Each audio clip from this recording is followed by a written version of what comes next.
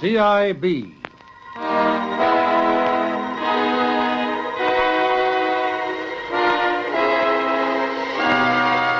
From Australian police records come these true stories of day and night vigilance that protects our lives and our property, of prevention and detection in the unceasing war against crime.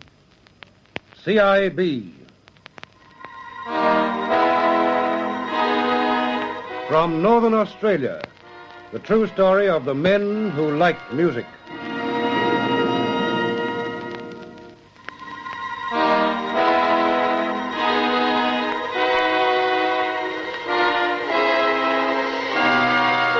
This is a true story from Australian police records. Only names, place names, and dates have been altered.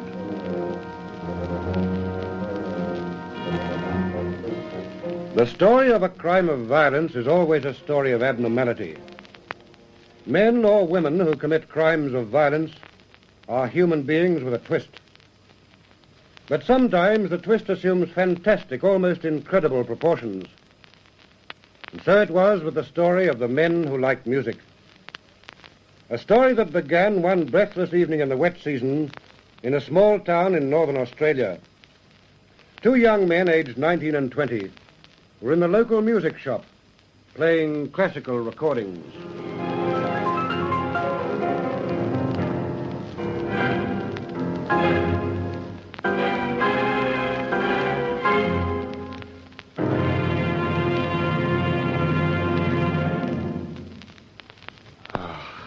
Thank you, Mrs. Bemrose. Thank you so much. Oh, 'tis nothing. I'm glad you boys enjoyed it. Yeah. Thank you. It is so good to come here to the Harmony House and hear of the good music. Hear good music, Leon. Not hear of the good music. You must work to learn English. Yes, both of you. Then you'd make more friends and not be so lonely, huh? Yes. But it is so good to have you and Mr. Bemrose for friends. You are kind. You do not forbid. Forbid? Forbid what? Forbid to place the records, Leon means. We do not buy, only we listen, huh? Oh, come now. That doesn't matter. Herman and I, we are fond of good music, too. It's nice to be able to play it instead of the jazz. Come as often as you wish. You are welcome in this shop always. Thank you. Yeah, thank you. Soon you boys will be much happier here, much happier. You will learn to speak good English. You will get good jobs and settle down. Then you will come and buy records from us for your own gramophone, huh? Yes, we hope it. Now, unless you would like to play something else, would you like to come to the house and have a cup of good coffee? Herman is going to shut the shop now. Herman! Yeah, what is it? Are you ready now? Shall we go home? Yeah, I'm coming. I've asked the boys to have coffee with us. Good. I'm coming. No, please to excuse. No, not tonight. Rudy and me, we go now. Please to excuse. Rudy. Yeah, please, we must go. But tomorrow we come again, eh? Please? Why, of course.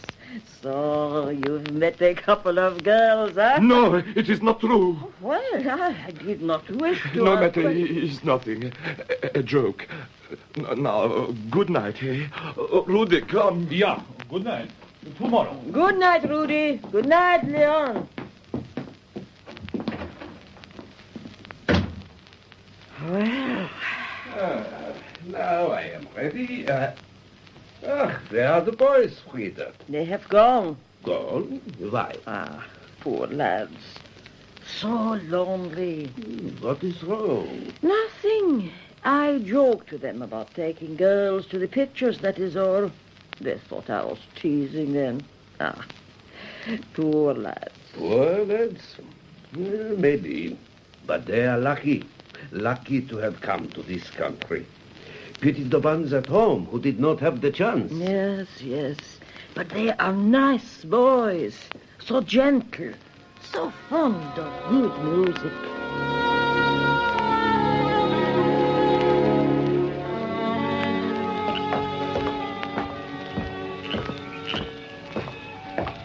Did you see the car?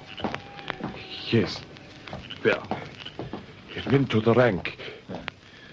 You know the man driving it? No. Are you sure? Of course I am sure. Good. That will be easier. What is wrong with you? Afraid? No. Yes. Perhaps I am afraid. It is this. You'll stay here always. Always. Yes, Rudy, I know. Then stop whining. I'm not. Look. There it is. The car. Yes. It is a big, beautiful car. Eh? Yes. It will go. Come on.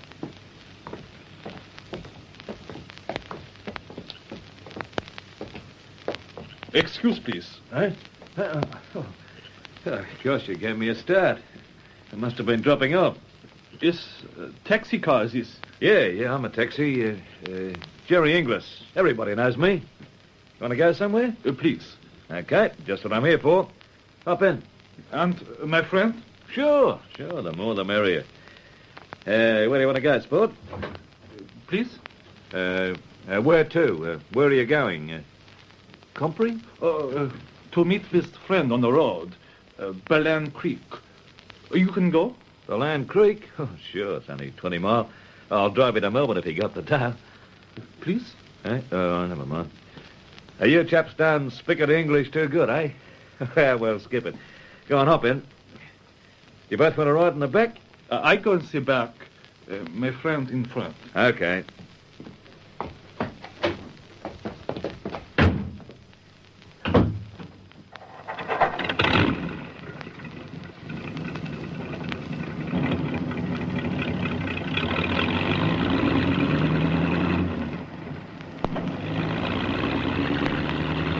Yeah, it's going to be a dirty old night if you ask me. Ah, there she goes. Yeah, wouldn't be surprised if she blew up a cockeyed bob. Listen, sport.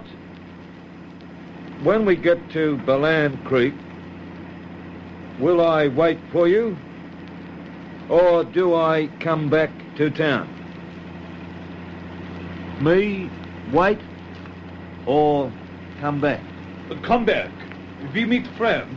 We stay. Okie doke, suits me fine. If I can get back before the pictures come out, I might pick up a couple more fares. You back soon. Very soon. Before pictures. You hurry.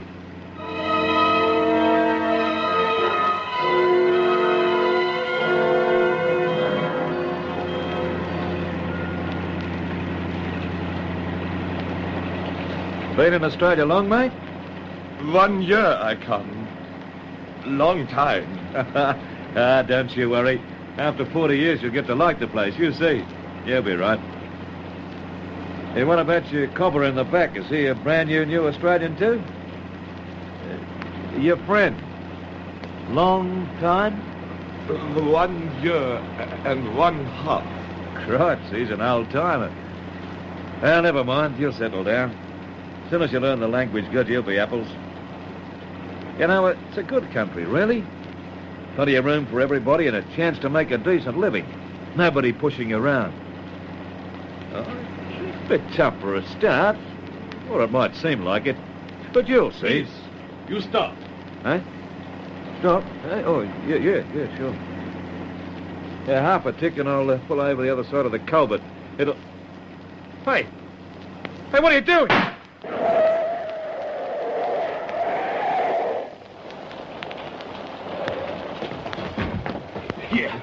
Here, help me. Is he dead? Did he kill him? I don't know. Help me. Get out. He's not dead. He's not dead. No. Make sure. Take his arms. I will take his legs. Yes. Quick. Into the bushes.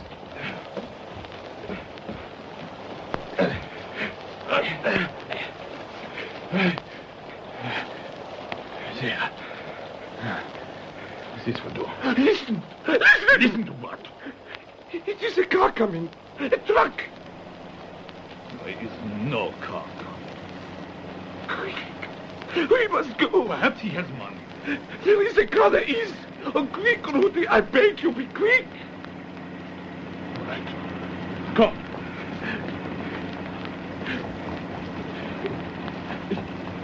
You drive now. Yeah. Move over.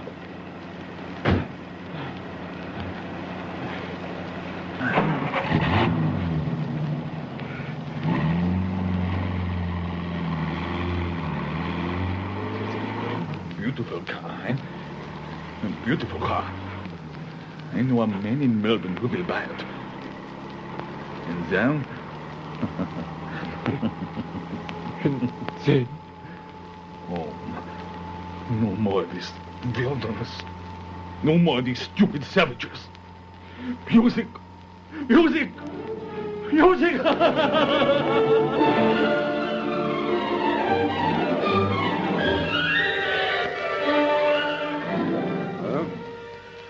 Yes, Mrs. Inglis. Yes, we'll certainly do that. I'll tell Sergeant Whittle as soon as he comes in. Surely, we'll do that. I wouldn't worry too much. There's probably some quite simple explanation. Yes. We'll certainly do that. Goodbye. Well, what were you going to tell me, Rod? Oh, hello, Sergeant. I didn't see you come in. It was Jerry Inglis's wife. Has he turned up then? No, I'm afraid he hasn't. Hasn't he, by Jove? Yeah, I'm beginning to get a bit worried about it myself. He's a nice chap, Jerry Inglis. He could have had a breakdown somewhere. Could have, I suppose. But it's getting on for 24 hours since he was sighted. He'd surely have got out to a phone by now. Yes, I suppose so. It's more likely he's had an accident. I'm inclined to think we'll have to do something about it, Rod. Sure, Sergeant. I've been thinking that myself. But where do we start? Look, I think I'd better run down and see Mrs. Inglis myself. It's just possible she knows something that she hasn't thought to tell us on the phone. I'll drop in at the taxi rank on my way back and see if the other drivers have found anything. Okay. What do you want me to do? Well, just for a starter, what about ringing the petrol stations down the road and see if anyone's sighted him? Right. Start from Garnetville Crossing and work back. Right, Sergeant. If nobody has spotted him down the road, well, I reckon it'll confine the area of the search a bit. There's not far you can go out of town in any other direction but south. Okay, Rod. I'll see you later.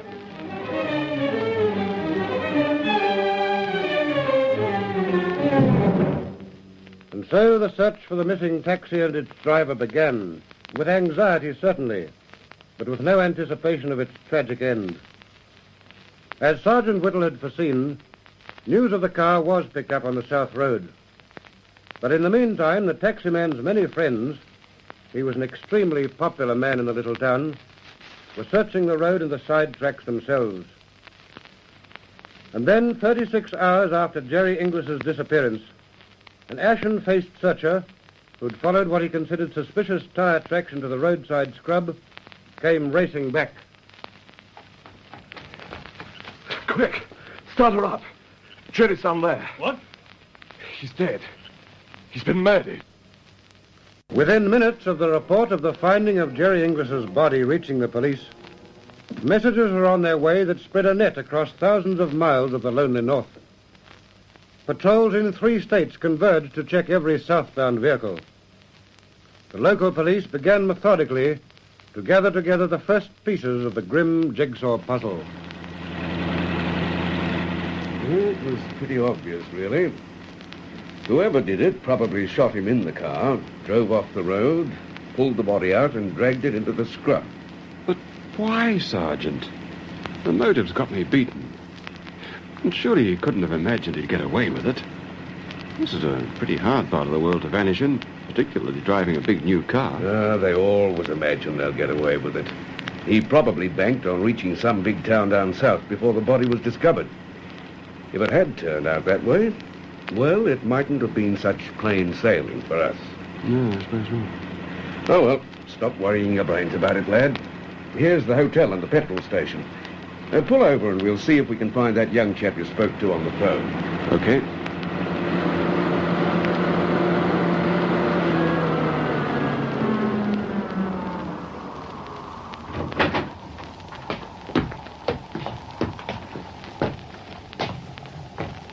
Good morning. Are you looking for someone? You're Mr. Megan? That's right. Well, my name's Cade, Constable Cade. I was speaking to you on the phone yesterday. Oh, that's right. Line was fair rotten. Could hardly hear a word you said. Something about that big new green car on Monday night. Yes. You said you served a new green car with petrol. Yeah, that's right. Fill her up. Do you remember what time? Too right. It was just after 10. I'd been helping in the bar, and I come out just after we'd closed. Did you notice who was driving? Well, not specially. There was a couple of young chaps. And you Australians, I reckon. Couldn't hardly speak English. A couple, you say? That's right. A fair bloke and a dark bloke. Hardly more than kids. I wouldn't swear to it, but I think the dark bloke was driving. You didn't know them? No. I never seen them before in my life. Did anybody else see them? Well, I don't reckon so. It was pretty dark, you know. Oh, thanks. Mind if I go in and use your phone? Oh, why no? You're welcome. Thanks. It's urgent.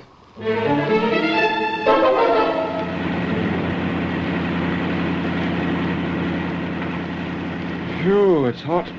Yes. Want me to give you a spell on the wheel? After.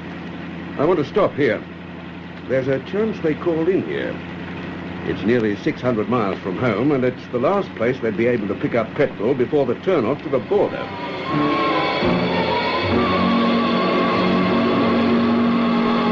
You're the police that were on the phone, are you? That's correct, Mrs. Taylor. Well, you sure pick out a good day for travelling. Not much choice, Mrs. Taylor, I'm afraid. It's about the green car. Green, was it? Oh, wasn't it? Oh, it could have been. I'm not much good on blue and green. It was a big posh car, but... You're sure of that? Of course I'm sure. Who was in it, do you know? A couple of young fellows. I don't know their names. A couple of riffos, I reckon. They didn't talk English too good. I see. You don't know their names.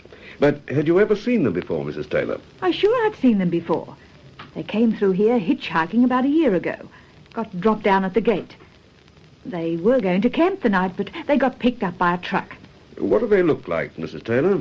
Can you describe them? One of them had fair hair, the other dark. Why? What have they done? What are you after them for? Oh, just questioning. The car may have been stolen, but we don't know until we catch them up. You won't have much chance of that. After I'd fixed them with petrol, they asked about the turn-off to the border. Last time I saw them, they were driving like the wind, and that's a day ago. Well, thanks very much, Mrs. Taylor.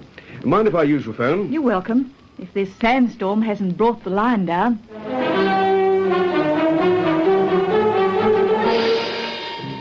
And so it happened that later that afternoon, a uniformed constable of the Queensland Police Force went out along the thin ribbon of unsealed road that led out from the shabby little mining settlement of Mount Eleanor into the red, dusty heart of Australia. He drew into the scant shade of a clump of desert oaks and waited. Before long, the silence was broken by the hum of a high-powered car driven at speed from the west. Uh-huh. Here she comes. Well, here's hoping.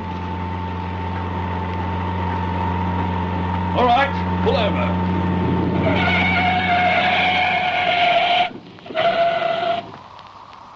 Well, a bit of a hurry, eh?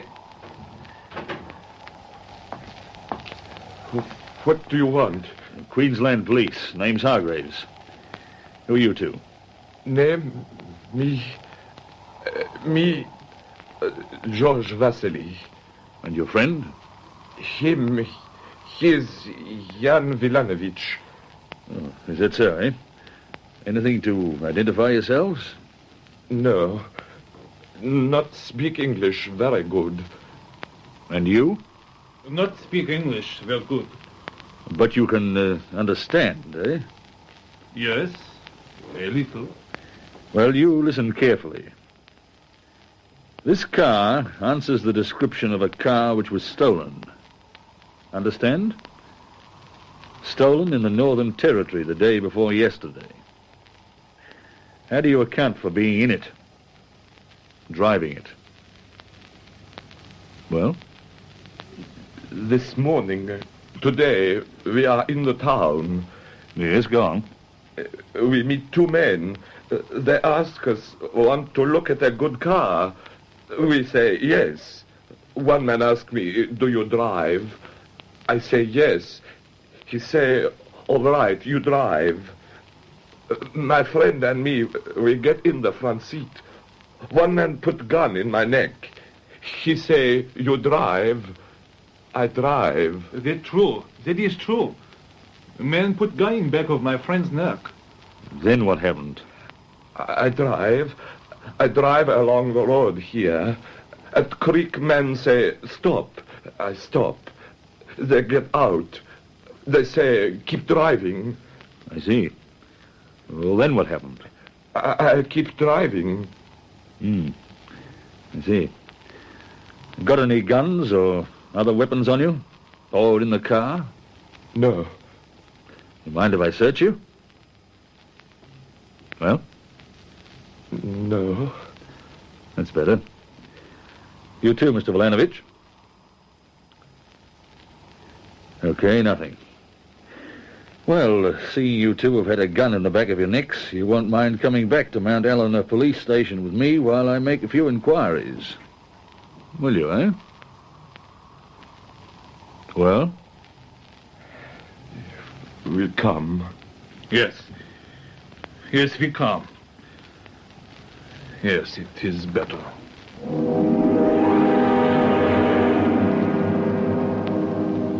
A few hours later, Constable Hargraves, still escorting the two men in the green car, met Detective Sergeant Hawksley of the Queensland CIB, and their questioning was continued in a car bound back to the town. So you both lost your alien registration certificates, eh? Yes. And you still say this story about the men forcing you to drive the car at gunpoint is true, eh? Yes, it is true. But how do you account for this? We know the two men answering your descriptions bought petrol from a service station this morning. Petrol for this car. And there weren't any other men in the car then. How do you account for that? The men stand on corner and keep look on us. They say if we tell police, they shoot. I see. Well, Mr. Vasily, I'll just leave this thought with you. 3 police are coming from the Northern Territory by aeroplane to examine this car. You understood when I told you that the owner of this car had been murdered, didn't you? Yes, I understand. You understand, too, that everything you've told us will be checked to see whether or not it is the truth? Everything? Yes. Sergeant. Yes? It is true the police come from Northern Territory by aeroplane? Yes, I shall be here this afternoon. Today? They will be waiting for us? That's right. I think it is no good. Better I tell you the truth. Much better. Then I tell. I shot him, the man. The driver of the car, Jerry English. We do not know his name, but I shoot him. I see. Very well. I'm going to ask you more questions, but I warn you, you're not obliged to answer or make any statements. Anything you say may be given in evidence. Do you understand? I understand. I know. I tell the truth. I shoot driver with the rifle. We drag body on the road. We take car. Why did you shoot him and take the car? Me, my friend, we are unhappy here. We are worried. We cannot play music, nothing we like. We take car, Sydney, Melbourne, we sell maybe. Then we go home. What are your correct names? I am Rudy Konitsky. He, Leon Lubovich. Lubovich. Lubovich, can you hear back there? Oh. I think he's gone to sleep, Sergeant.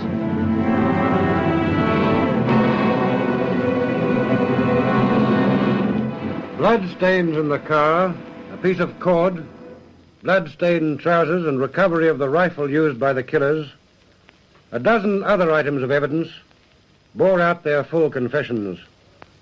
They were tried and found guilty. In a statement from the dock, they both pleaded for another chance to become good Australians. They were sentenced to death, those music lovers, and the sentence was not commuted. Only names, place names, and dates were altered in this true story. It was dramatized from Australian police records by Edward Dorking. And now this is Roland Strong saying goodbye until the same time next week. There will be another true story in this series, which is produced in the studios of Hector Crawford Productions by Dorothy Crawford.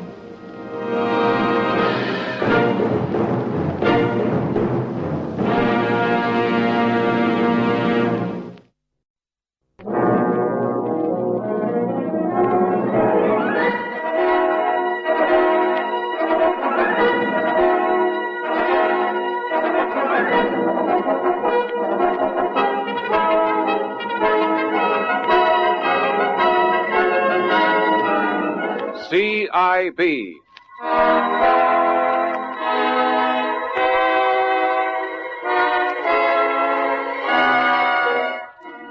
From Australian police records come these true stories of day and night vigilance that protects our lives and our properties, of prevention and detection in the unceasing war against crime. CIB. From New South Wales, the true story of the £1 Million Alibi.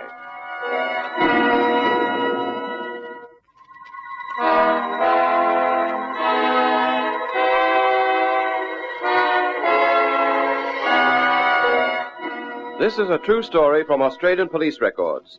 Only names, place names, and dates have been altered.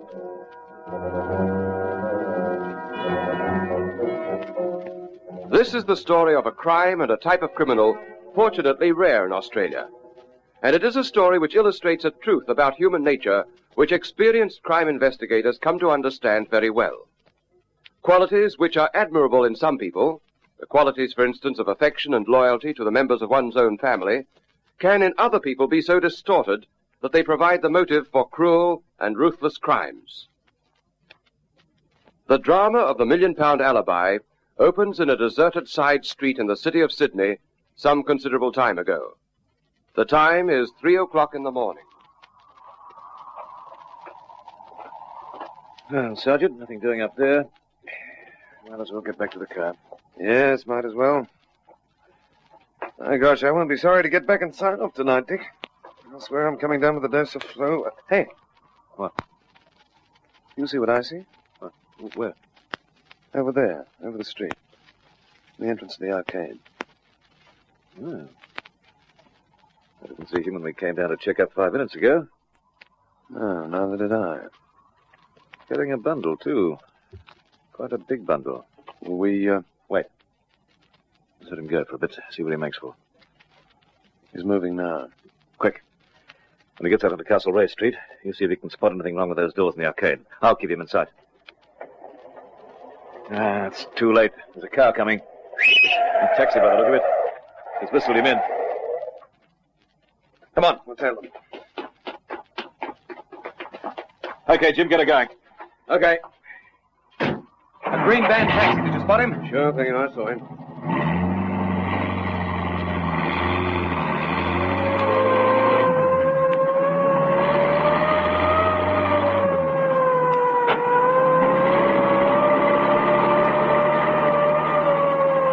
There, under the light of the crossing. See him? Don't worry, my eyesight's all right. Okay, then stay about 50 yards behind him. The driver isn't in a hurry. What do you think, Sergeant? Yes, you're right. He isn't in any hurry, but... No, I think we'll take a look. Look, never mind about tailing him. Get alongside him, Jim. We'll see what happens. Roger.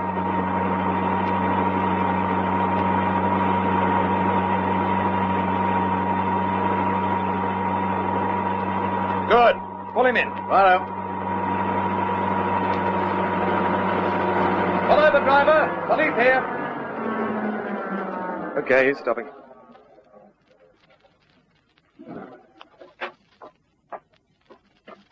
Sorry to hold you, driver. Just a check. We'd like a word with your fare. Oh, that's all right by me. I don't know him from a bar of soap. What is it that you want? We're police. It's just a check. Police? Police betway. They've told you. Just a check. Mind giving us your name and address? What is all this, please? Name and address, please. Andreev. Nicholas Andreev. And where do you live? In Mossman, 12 Cover Crescent. I see. Now, do you mind telling us what you have in that bundle? Bundle? Yes, the bundle. Or parcel, if you prefer. That is my business. Come now, Mr. Andreev. Be reasonable. We're police. It might very well be our business, too, now, mightn't it? I do not see it. Well, now, after all, you come out of an arcade at 3 o'clock in the morning carrying a big bundle. That's the sort of thing you'd expect police to check up on, isn't it? I do not see it. I'm sorry about that, but I'm afraid we'll have to check whether you like it or not. Now, what's in the parcel? Clothing. Some furs. Your property? Of course. You think I am a thief? All right, Dick, you better take a look. Yes,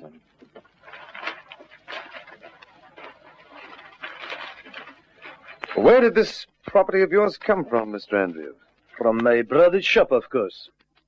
Where's your brother's shop? In Garand's Arcade. He is a hairdresser, my brother. He is very well known. Is that so? And his name is? Misha Andreev. Everybody knows Misha Andreev. Indeed? Now, tell us this, if you don't mind. Why do you happen to be taking a large parcel of clothing and furs from your brother's shop at 3 o'clock in the morning?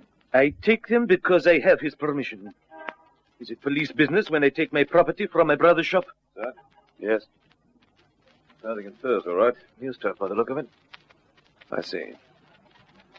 Well, I'm sorry, Mr. Andreev, but I'm afraid you'll have to come back with us to headquarters until we have time to check your story. You have no right to do this. I protest. I will sue you. You will be dismissed. Come on, Mr. Andreev, be sensible. Don't talk nonsense. And don't do anything silly. We're going to headquarters. And now.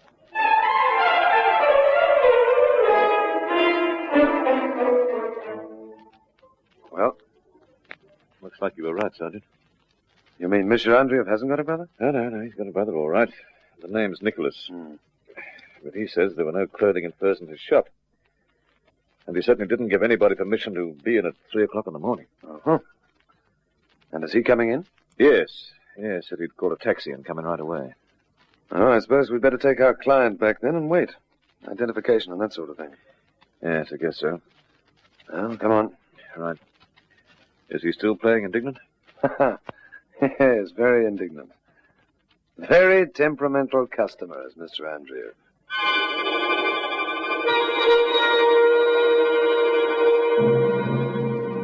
But the average detective is not greatly impressed with temperament. After a few months' routine inquiry work, he gets used to it. So Mr. Andreev found himself again in a police car with the two men from the CIB, bound for Garand's Arcade, where it had been arranged that the proprietor of the establishment known as Andreev, Gentleman's Hairdresser, would meet them.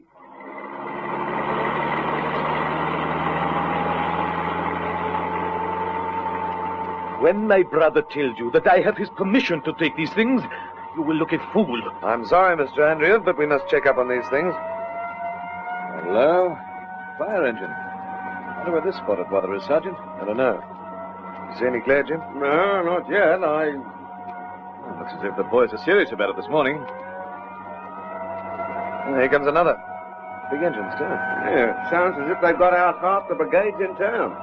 I'd better pull over, hadn't I, Sergeant? Yes, I suppose you'd better. No. Second thoughts, Jim. Step on it. Those fire engines are giving me a hunch. We'd better get along to Garand's Arcade as fast as we can. Let's go.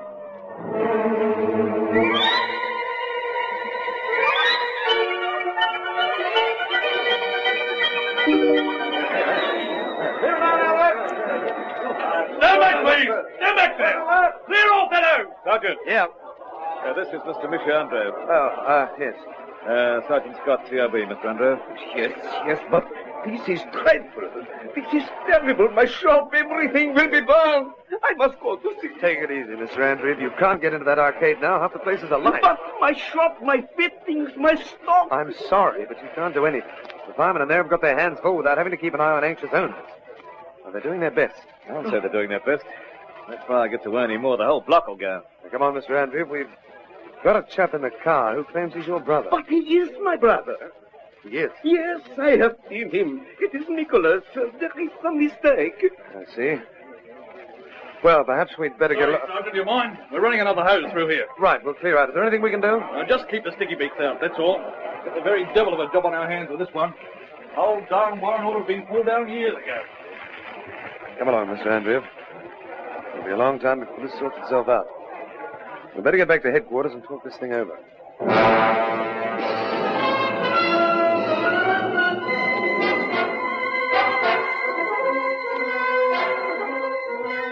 It's no good, Andreev. Those women's dresses and the furs have been definitely identified. They belong to Markovich Modes Proprietary, the premises where the fire started. Now, you'd better tell us how they came into your possession. I tell you, I get them from my brother's shop. Your brother knows absolutely nothing about them. Furthermore, he's told us that neither you nor anyone else had any right to be in his shop at 3 o'clock in the morning. My brother did not understand. Your brother didn't own the goods you had in that bundle, Andreev. Do you suggest he stole them, then? No, my brother did not steal. Very well, then. How did you come by them? If you took them from his shop believing they were his, then he must have stolen them, mustn't he? No, Misha is not a thief. It is not true. I am the one. I see. I was drunk. I did not know what I was doing. I must have... Go on. I stole the things from Markovich. And then? I tied them in the bundle and called the taxi, and you caught me.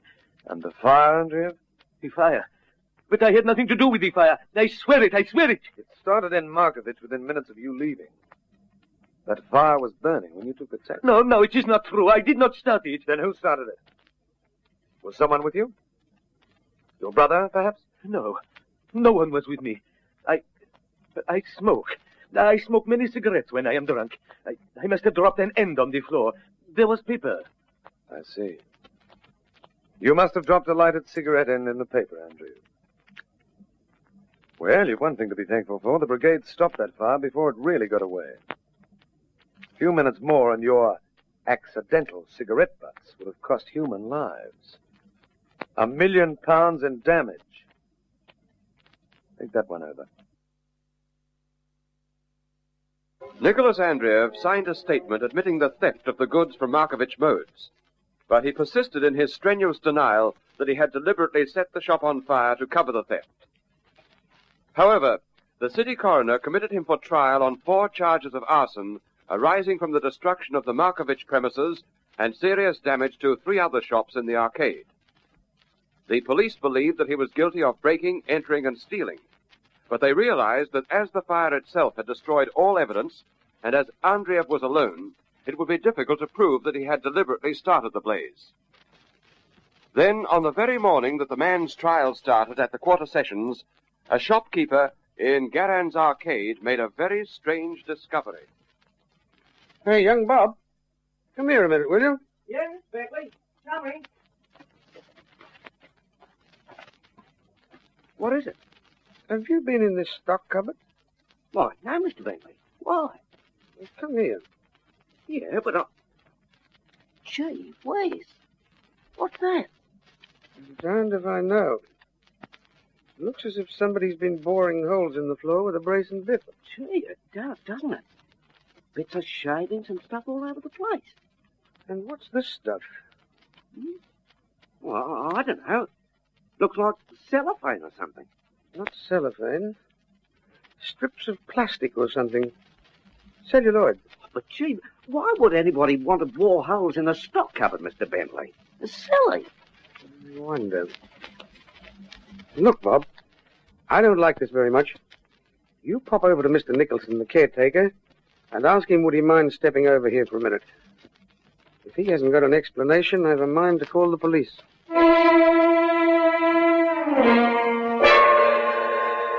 Mr. Nicholson, the caretaker, had no explanation. He studied the bit holes in the floor of the shop fitting carefully, examined the shavings and the strips of material that looked like celluloid, and agreed with the shopkeeper that, although no possible motive could be ascribed to the strange damage, the police had better be called. It's got me absolutely beaten, Sergeant. Just these half-dozen holes. Nothing more. What do you make of it, Dick? Don't know. One thing's certain, though, they've been bought from underneath. Yes, but why? It doesn't look as if anybody were trying to break in by that means. Surely they'd have used a saw. Well, there's one way to find out. There must be a basement under these shops. Right, Mr. Nicholson? That's right, Sergeant. There is. And how do you get in? From this shop? Oh, no. As a matter of fact, it's a long while since I... Oh, yes, I remember. There's an entrance from the shop just over the way. I've got the key here on my ring. And who occupies the shop now? As a matter of fact, it's vacant for the moment. There was a chap going to move in, but what with all the cleaning up after the fire and so on, well, he's been a bit delayed. The place is just opposite Andrew's. You know, the hairdresser chap whose kid brother broke into Markovich's. Well, now, that's interesting. Very interesting indeed. Let's go over and see what we can manage to turn up.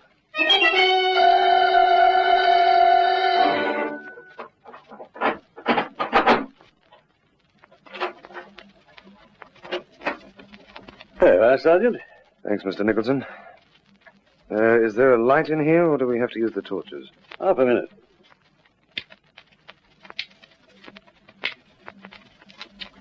Sorry, it looks as if the globes have packed up. Nobody been in here for years, maybe. No, that's all right. The torches will do for a start. You lead the way, Mr. Nicholson. Sure. Mind your step. It's steep. Bit of a rummy business, Sergeant? A bit. Now, who on earth had... No, well, never mind. We'll find out in time. All right. Come down. Coming.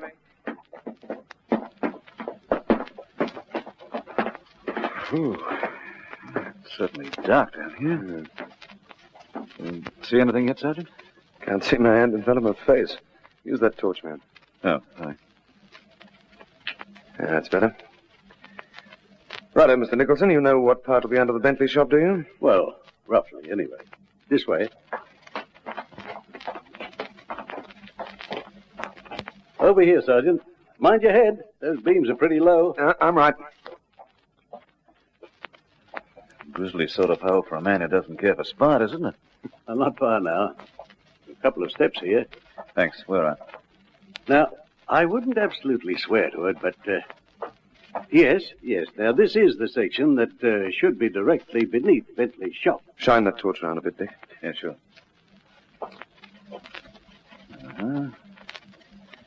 What's it over there? Where? Oh, I see. Wait, no, don't touch it, Mr. Nicholson. Oh, sorry.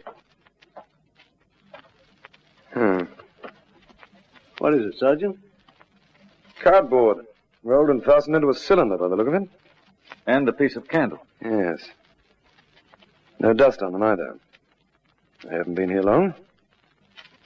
Look. Here's the place. Wood boring. Wait, don't move. What the... Almost under your feet.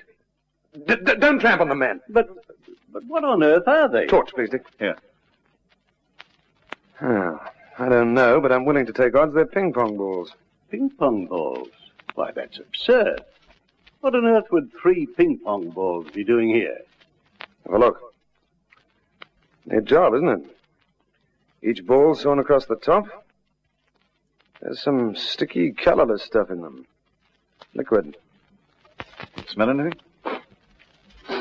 No. You'd better leave them. Now, Mr. Nicholson.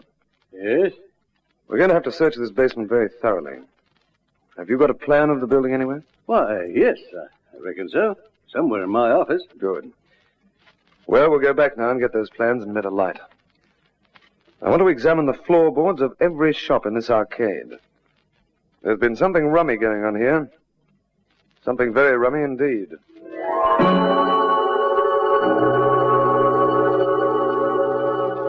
Square inch by square inch, the detectives examined the basement floor and the underside of the floorboards of every shop in the row served by that dark, disused basement. They made some remarkable and puzzling discoveries. Got your photograph, Ted? Sure. Want any more, Sergeant? No, that ought to do it. I'll take it down now? Yes. Careful of fingerprints. Okay. Yeah, that's good. Well, what do you make of it, Sergeant? A cardboard cylinder with a length of candle stuck to the bottom. Ping-pong balls filled with sticky fluid on little shelves inside the cylinder. brown, sandy-looking stuff on the bottom of the cylinder. And the whole contraption tacked by cardboard straps to the underside of the floorboards. And don't forget the strips of celluloid plugged in the holes drilled through the boards. No. What do you make of it? I don't make anything of it. At least not yet. This is a job for the boys at the Scientific Bureau, and we're going to get them here. Quick.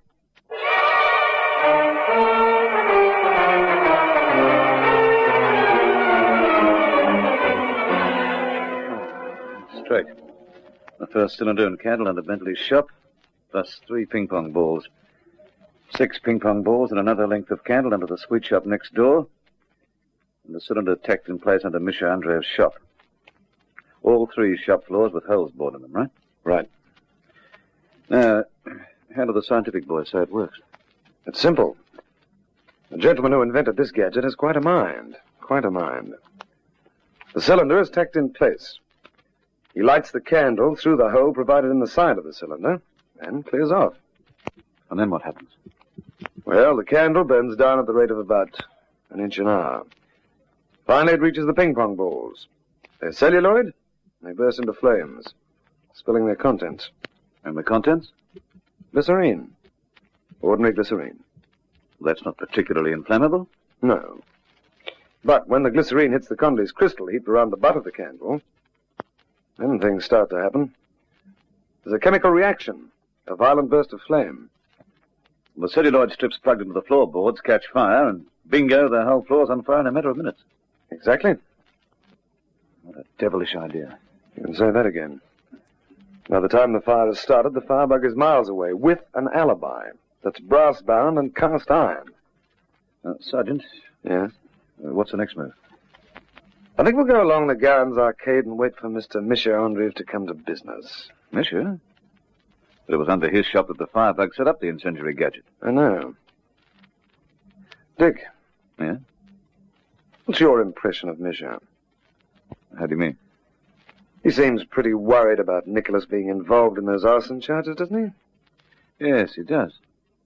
Now, those 2 brothers are pretty close together. I've got a hunch this second fire, the one that didn't come off thanks to Bentley discovering the holes in the floor, has got a close connection with Nicholas being tried for arson. A very close connection indeed.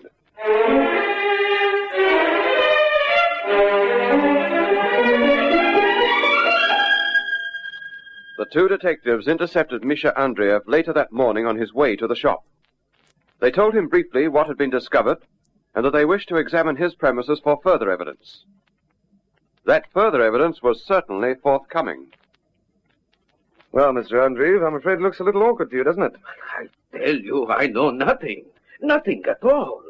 Then how do you account for the strips of green celluloid found under the pile of papers in your back room?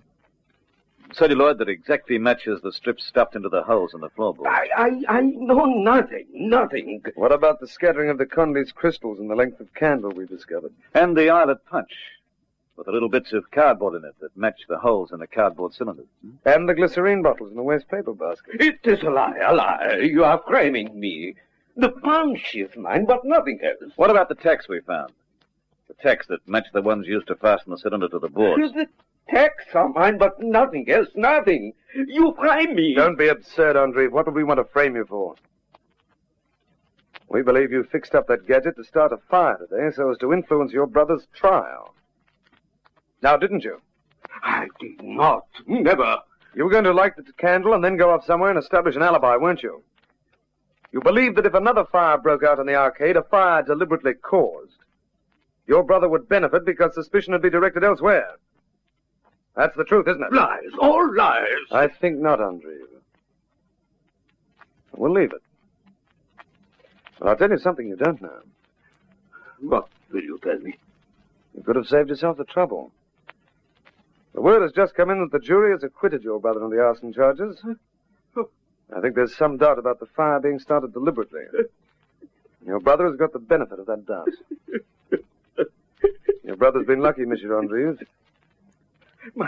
My brother is innocent. I am innocent. You'll have to tell that to the jury. You'll have to tell them you didn't deliberately plan a fire that could have gutted a whole city block and cost scores of lives, just to save your brother from jail. They have set Nicholas free? No, my friend, they have not. He's been found guilty of breaking and entering. Now, it's up to you to see if you can convince the court that our evidence leaves a reasonable doubt about your intent to commit a crime when you made those cylinders. I don't think you will, Andreev. And that is why we're bringing charges.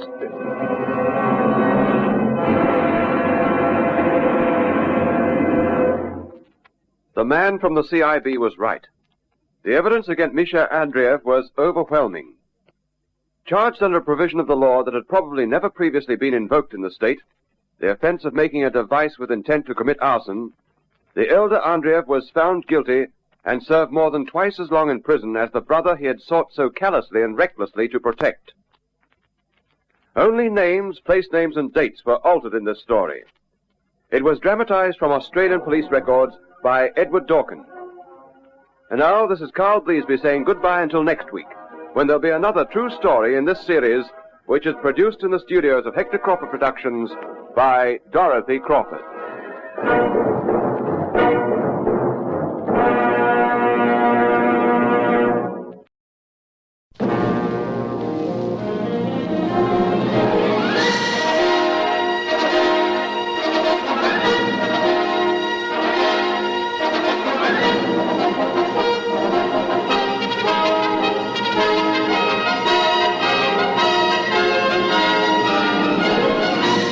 CIB.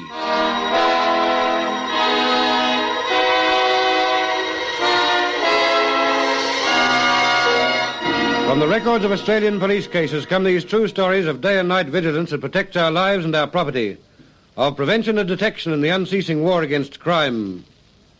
CIB. From Victoria, the true story of the packing case.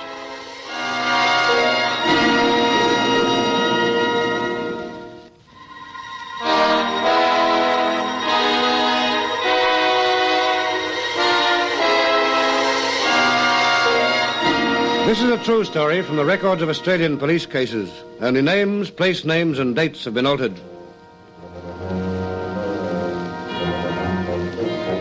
About 4 o'clock in the afternoon in the bar of a hotel in the heart of the city, a good-looking young man goes up to the barmaid. Oh, my name's Johnson. Anyone been in here asking for me this afternoon? Yes, Mr. Reed was. Do you know him? No, I don't. Well, that's him over there, the tall chap. Oh, yes, I see. Thanks.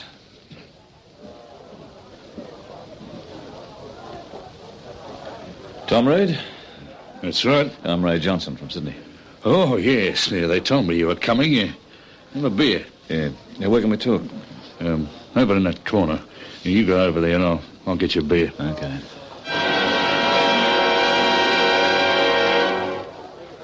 Okay. Now, what's the story? Didn't Bob tell you in his letter? No, he just said you were coming down from Sydney and that I might be interested in a proposition. Well, I? What's the proposition first? There's at least 10,000 in it. Well, it's a good start. Go on. It'll need 3 of us to carry it out. Yeah? You and me and a little black. A what? A little black. Someone small and skinny, jockey size. I don't get it. You will. I used to work for the railways here in Sydney. Yeah? So I got to know the movements of the trains. There's one I know always carries a lot of dough, 10,000 at least. We could get it. You mean rob a train? That's the idea. I can't see how we'd ever get away with it. Well, we could. If you can produce that little black I was talking about. Well, now, look here. Give us the details, will you? Stop beating around the bush. And I'll tell you whether I'll be in it or not. Okay? Well, that's the way it goes.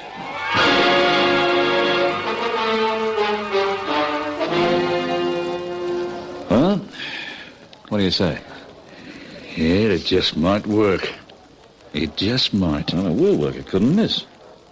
The only thing is, I don't know any little bloke who'd take it on. Well, you must be able to think of someone. He'd need to be game. Of course he would. But there'd be plenty in it for him. Well, give me time to think. How much time? I don't know. As long as it takes.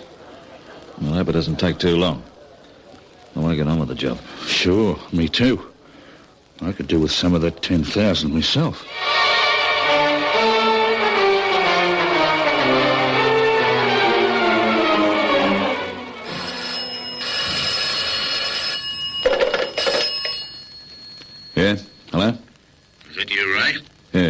doing? Any luck?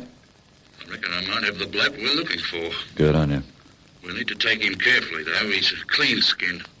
Never done the job in his life. What makes you think he'll do this one? He needs the money. When can we talk to him? I'll bring him into the pub this afternoon at 4 o'clock. Good. I'll be there.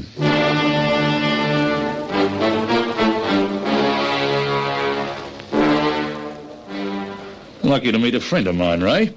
This is Bill. How you going, Bill? Good day. Beer? Don't mind if I do. 3 beers. Okay. How tall are you, Bill? 5 foot. How much do you weigh? About 8 stone. He could fill the bill all right, wouldn't he? Yeah, I reckon he might at that. Here's your beers. Hey, oh, thanks, Sid. Well, good luck. Cheers. Yourself. Now, what's it all about? What do you want me to do? Let's talk about it after we've had a few beers. I told him there'd be plenty of dough in it. That's right, there will be. But I don't reckon we ought to talk about it here. There's too many people around.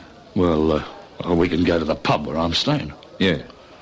We'll have a few more here, then go to your place.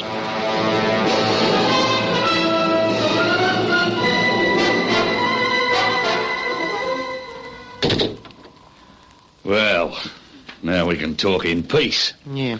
What's it all about? Well, it's this way, Bill. There's a train that leaves Melbourne every day, carrying a lot of dough, registered mail and all that. Yeah. And I know how we can help ourselves to the mail and the dough.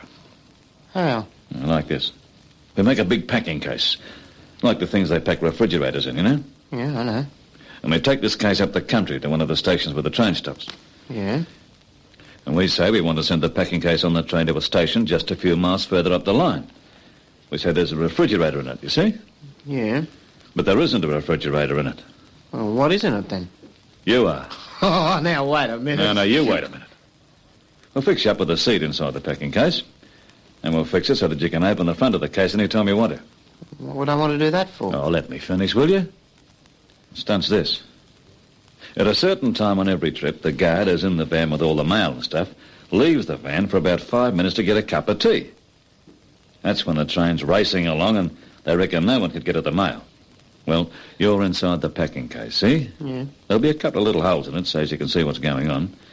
Well, when you see the guard nip out for his tea, you open the case and jump out. Then you grab as much of the mail and stuff as you can put your hands on, shovel it into the case, hop back inside yourself, and pull the front back into position. Then, a few miles further on, the case will be unloaded at a station, and I'll be there with a truck to collect it. What do you think of the idea, Bill? We'd never get away with it. Why wouldn't we? Well, suppose the guard doesn't go out of the van for his cup of tea. Well, he will, I tell you, he always does. Oh, Ray used to work for the railways, Bill. He knows what they do. And you see, the clever part's this. We only send the packing case a few miles on the train. So you'll be off the train before they discover anything's missing. And by the time they wake up, we'll all be miles away. How do we get away? Well, I told you. I'll be waiting to pick up the packing case with you inside. I'll have a utility truck. Have you got a ute? Not yet, but I'll get one, all right. You mean pinch one? Why not? What if the cops pick you up before you get to the station? They won't. I've got a set of number plates. We'll stick them on the truck so no one will know it's stolen. Ray's got it all worked out, Bill. Every bit of it. Where do you come into this setup? It's another smart idea of Ray's. You tell him, Ray. Yeah, I see. It's like this. The sooner we get rid of the utility in the packing case after we pull the job, the better. Just in case some smart aleck wakes up and connects the packing case with the robbery. Yeah, that's right. They might, too. Oh, that's where Tommy comes in. He's got his own car, see? He parks it not far from the station. I drive you and the ute to where he's parked it. Then we dump the ute and the packing case and all drive back here in Tom's car. You see what I mean, Bill? He's got all the answers. It couldn't miss, I tell you, it couldn't. Well, what do you say, Bill? Will you be in it? I reckon I ought to think about it for a bit. Oh, what for? Thinking won't help. That's all right for you, but I'm the one who's going to take all the risk. I tell you, there's no risk. Oh, I reckon there isn't. It'll be a pushover. You're quite sure this guard always goes off for his cup of tea at the same time? I'm positive of it. What do I get out of it if I do it? Half the take. And you reckon there could be 10,000 in it? Probably more. So what do you say, Bill? Okay. I'll be in it. Good on you, sport. When do we do it? Just as soon as we can get that packing case made. And we can start on it right away.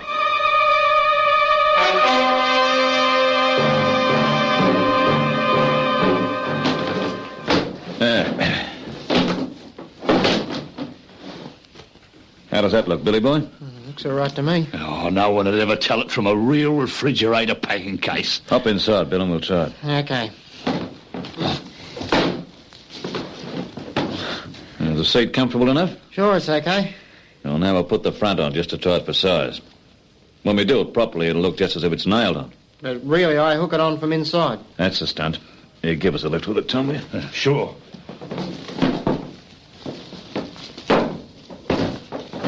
There. Yeah, that's about it. Can you hear me, Bill? Yeah. All right, then. Fix it with the hooks. It's a bit dark and a bit hard to see. Then you'll have to practice till you can do it without looking. I reckon I've just about got it. How's it look? What do you say, Tom? Oh, no one would ever know it's not nailed on. Can you see out through the holes, Bill? Yeah, good enough. All right, then. Well, now we'll have a bit of practice. We'll see how quick you can get in and out of the thing. You right? Okay. Righto. Start now.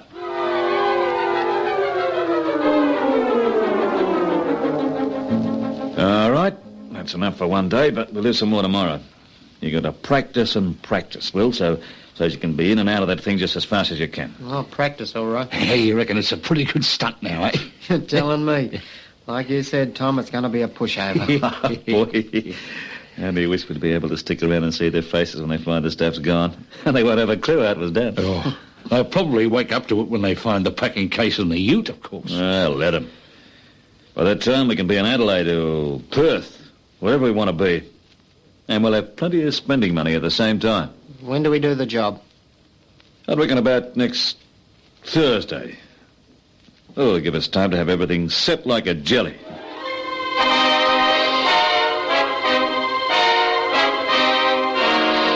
And so was planned one of the most audacious crimes the police were ever called on to solve. And it seemed to have all the ingredients of success. They'd prepared themselves thoroughly, rehearsed their movements over and over again, checked and rechecked the whole operation. And now, they were ready for action. Well, tomorrow's the day, and everything's ready. Haven't you forgotten something? What? You got a pinch of utility. Oh, I'll do that this afternoon. Change the number plates on it tonight. You got plenty of juice in your car, Tom? Oh, sure. Now then, where, Jake? I suppose so. What do you mean, you suppose so? Well, it's just that... Well, I reckon I'm a bit scared, that's all. Ah, forget it. Just think of all the dough you're going to collect. Whenever you start getting scared, just remember that by this time tomorrow, you'll be rich.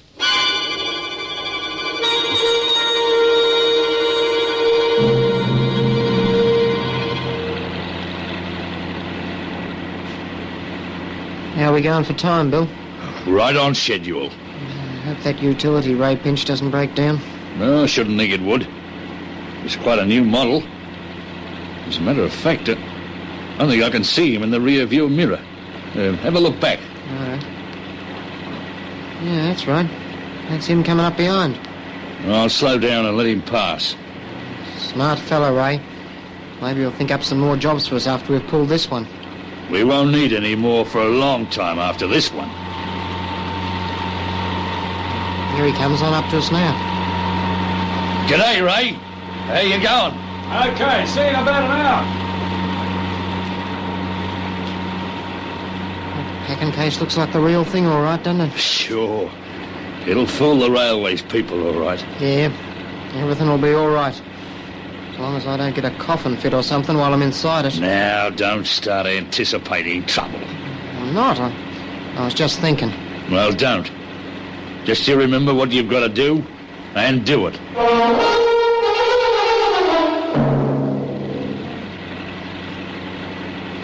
There's Ray and the ute off the side of the road there, isn't it? Yeah. It looks like he might have found a good place to park this car. Ah, you made it, all right? Sure. Yeah, well, while I was waiting for you, I found somewhere for you to park. Did you see that, see the opening between those two big trees there?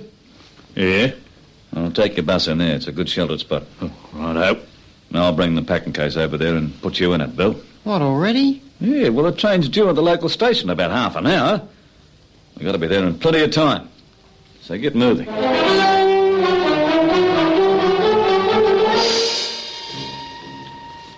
Okay, Bill? How'd you feel? Oh, fair, I suppose. Well, now, there's no need for you to be worried about anything. Just as soon as with you getting into that packing case instead of me. Yeah, I know all about that, but shut up and jump in. Oh, okay. Give us a hand with the front, Tom. Sure. You all right, Bill? Yeah.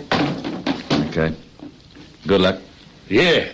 Good luck, Bill. Oh, thanks. Well, now. On with the front.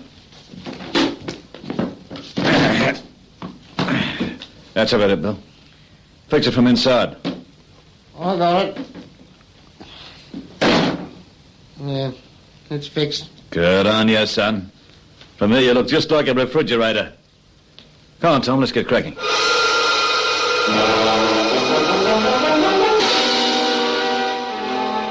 Yeah, refrigerator, is it? Yeah, that's right. Consigned to a Mr. McMahon at Midville. We're not too late for the express, are we? No, she's due in 12 minutes. Ah, good. We'll wait to see the crate on board.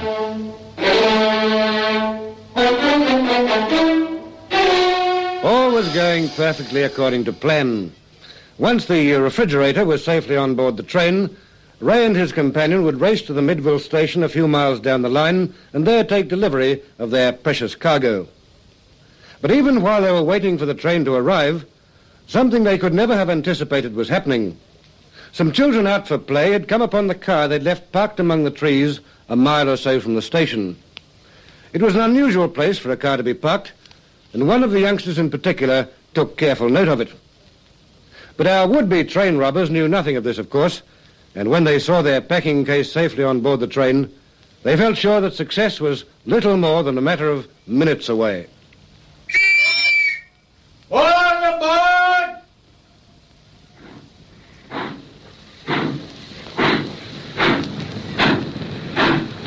Well, there she goes, right on time. I hope they didn't stand poor Bill on his head or anything like that. They'll be okay. But come on, got to get moving. That train travels fast. And I want to be in Midville before it gets here.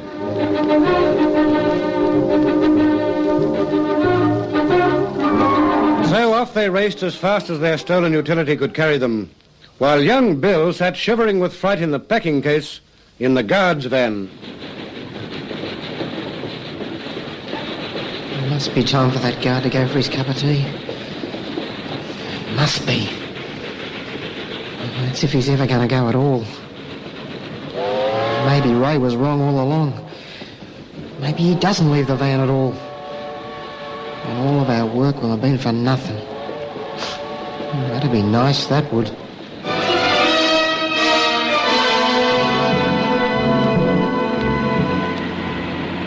Well, according to my calculations, it should be just about now.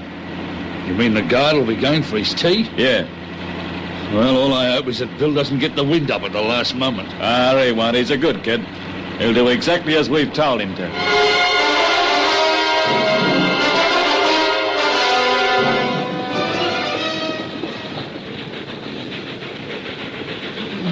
Get a move on, can't you? The lover might go and get that cup of tea. Struther, I reckon he's going now. Yeah? Yeah, he is. I reckon he is. What do I have to do? I have to give him a minute to get right out of the van. And then it's up to me. Yeah. Now this is where I grab a fortune.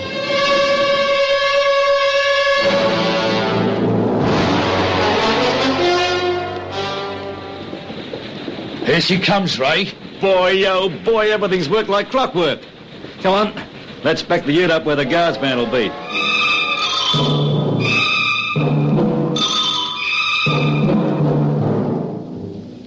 You got a refrigerator on board consigned to Mr. McMahon? Sure. It's pretty weighty, though. Ah, that's all right. Me and the mate will manage it. How was the trip? Oh, same as usual. Just like every other trip. Good on you. Well, let's get that refrigerator off.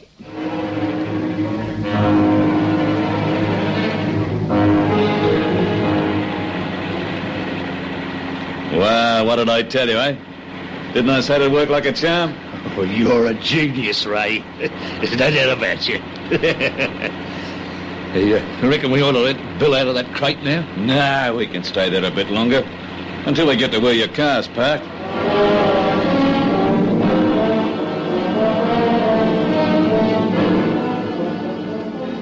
All right, right, Bill.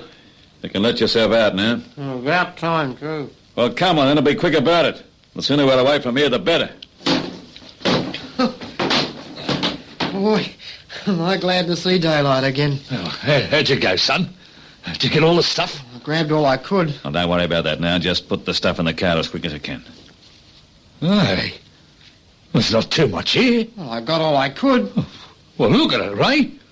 It's just a few miserable quid's worth. Hey? What the dickens you been up to, Bill? Nothing, I tell you. I slid open some of the mail bags like you told me to. I grabbed all I could shove into the crate. £10,000 worth it was supposed to be. Well, my guess is the lot's not worth 20 quid. What a mug you turned out to be. There's no use blaming me. Well, who else do you expect us to blame? Yeah. You were the one supposed to be doing the job. And I did it, didn't I, as best I could? A man or a job you won. Oh, no, you don't. You leave me alone. Yeah, we might do that, too. Leave you alone out here. You'd better not. Why? Would you squeal if we did? I'd just say you'd better take me back to town with you. Yeah. Come on, then. But next time, I hope I don't pick on such a stupid mug.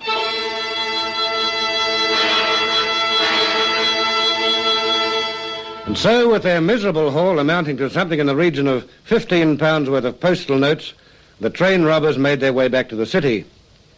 Very soon, of course, the railways authorities discovered their loss, and quickly they called in the police. In my opinion, the robbery could only have happened between Harston and Midville. Oh? How do you figure that out? Because I was in the van all the time, except for a few minutes when I went off for a cup of tea. And that was between Harston and Midville? Yes. Now, I'm blowed if I know how it could have happened even then. You see, the train was travelling fast. No one could possibly get on or off. Somehow someone must have. Well, we'll go out that way and see if we can get any leads.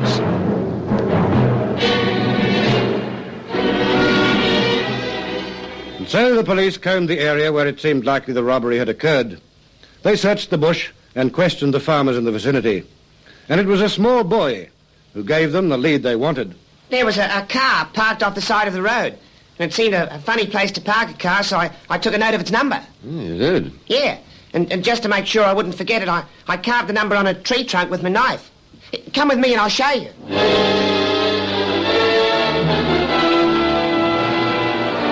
And sure enough, the boy had done as he claimed.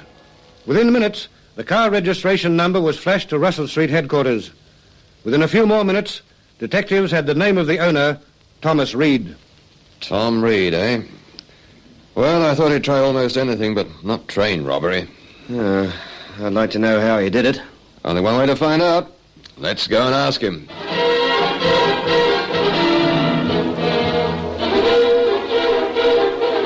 You're on the wrong tram, Sergeant. I don't know what you're talking about. Now, look, Tom. We know your car was up near Harston today. That's ridiculous. Well, where was it then? Right here at home. We've got witnesses who not only gave us its number and described its make and colour, and they say it was parked off the road near Harston. Well, that doesn't make me a train robber. Was it or wasn't it up near Harston? Well, as a matter of fact, it might have been. Then you didn't tell us the truth? No. Why not? Because I didn't want to get someone else into trouble. What does that mean? Well, it's like this, Sergeant. I lent the car to a young friend of mine. I didn't know what he wanted it for. I'd never have let him have it if I'd known what he was going to get up to. Oh, no, I'm sure you wouldn't. You've got to believe me. Maybe. But first, perhaps you'd like to tell us who you lent the car to. There's a young chap named Bill. Bill Ashton.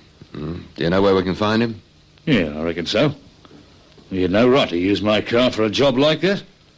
So I don't mind if you do pick him up. He could get a man into a lot of trouble. And you wouldn't want that, would you, Tom? No fear. I'm going straight these days, Sergeant. That's the way it's been for years now, and that's the way it's going to be. You pick up young Bill Ashton. He's the bloke you want, not me.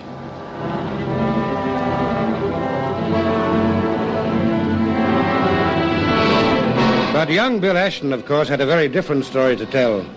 He told of the plot from the beginning, and the three offenders were quickly arrested. Ray Johnson from Sydney and Tom Reed were sent to jail for quite a long time.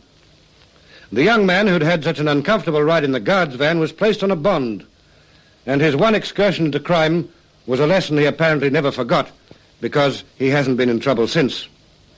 And so the big train robbery, so carefully planned and carried out, was a sad and sorry failure, thanks largely to a boy who carved a car registration number on the trunk of a tree. Only names, place names and dates were altered in this true story. It was dramatized from the records of Australian police cases by Roland Strong, who now says goodbye till next week, when there'll be another true story in this series, which is produced in the studios of Hector Crawford Productions by Dorothy Crawford.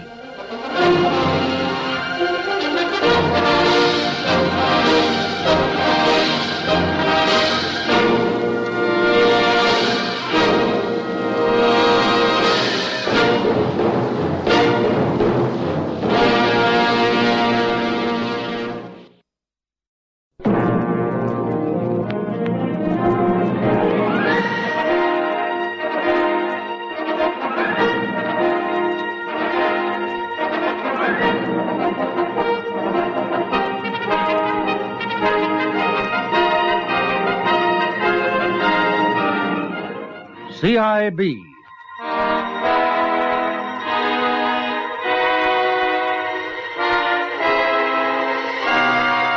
From Australian police records come these true stories of day and night vigilance that protects our lives and our property, of prevention and detection in the unceasing war against crime. CIB.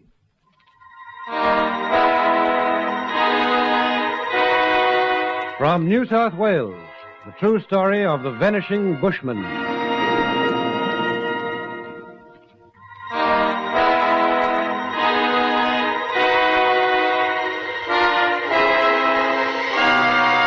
This is a true story from Australian police records. Only names, place names, and dates have been altered.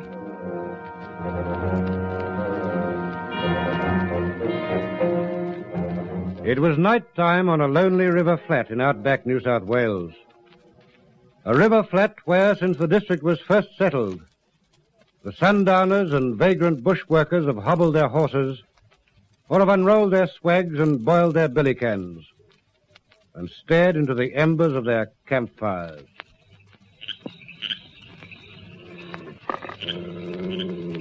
Here, Smoky. Here, come on. Yeah, don't you want your scratch, eh? Here, come on. Here, lie down, you silly coot. It's only one of old Burston's Werthers. Here, down. Here, down you. Smoky. Who's there? Show yourself.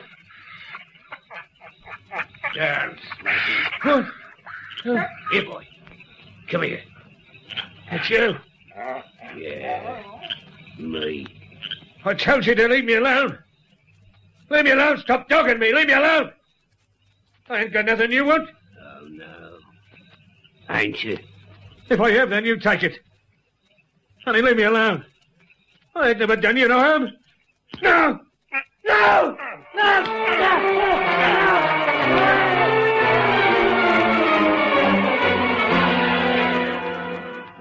Yes, I'm the new sergeant here. Handfield's the name. Who are you? I'm Bodley. Nick Bodley, Sergeant, from up Tybro way. This is my son, George. Pleased to meet you, Mr. Bodley. And you, George. G'day. And take a seat. Thanks. Well, anything I can do for you, Mr. Bodley? Anything on your mind? Yeah, there is, as a matter of fact. All right, let's have it. What's the trouble? It's about old Jimmy Stokes, Sergeant. He's still missing. We come in last week and told your offsider about it. Told Constable Todd, I mean. Didn't we, George? Yeah, that's right, Dad. Oh, well, now I've got it. Sure, Constable Todd told me. Jimmy Stokes is the old chap who usually camps down O'Malley's flat when he's passing through. Well, haven't you sighted him yet? No, we ain't. And what's more, nobody else has neither. I see. Hey, look here, Sergeant. I don't like it. I reckon something's happened to that old bloke. You do too, don't you, George? Yeah, Dad, I reckon it must. Something's happened to him. Well, what makes you think that? Well, nobody's seen him since just after Christmas, and that's darn near 3 months ago. He ain't camped near any of his usual places. And I'll tell you something else. Yes? He ain't been to collect his pension since Christmas, neither. Hasn't he now? I reckon there's been foul play. That's what I reckon. What makes you say that, Mr. Bodley? Because he's vanished, that's what. Nothing else? Well, that's enough, ain't it? As a matter of fact, it isn't. Jimmy Stokes has been on the road between here and Coonabarabran for years. He's a wanderer. Always has been. And you know, he just didn't up and take it into his head to go down to the Big Smoke for the show. Ah. Now, look, relax, Mr. Bodley. The betting's 100 to 1 he'll turn up. Yeah? Come on, George, we'll go. Yeah, Dad. Okay. Well, now look, Mr. Bodley, be reasonable. It's not that we want... Oh, dry up. Come on, George.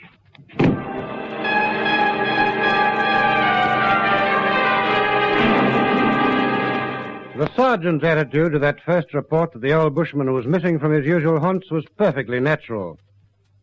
If country policemen began hunting for every sundowner who didn't show up on the track when his mates expected him, the door of every bush police station would bear a permanent notice, "Back next week." But in this case, the realities were different. Nick Bodley and his son knew something was wrong. They patiently and stubbornly continued their inquiries for the missing Jimmy Stokes. And then, one day, on stock sale day in a neighboring town... Hey, George. Hey? What, Dad? Hey, look over there by the sulky. That bay gelding. Yeah? Well, what about it? That's Jimmy Stokes' bay. You know, the one he had with his outfit. I'll bet me socks it is. Gee, Dad. By gee, I'll bet you'd win, too. That is old Jimmy's horse. Yeah, come on. Hey, excuse me, mate. Sorry, excuse me. Hey, just a minute. Are you over there? You talking to me, mate? Yeah, I am. Is this your jigger? Yeah, it is. What about it? Oh, nothing. My name's Nick Bodley. I live down Tybrow way. I know you, don't I? Do you? Your name's Schultz, ain't it? Correct. I'm a friend of old Jimmy Stokes. Yeah? Yeah.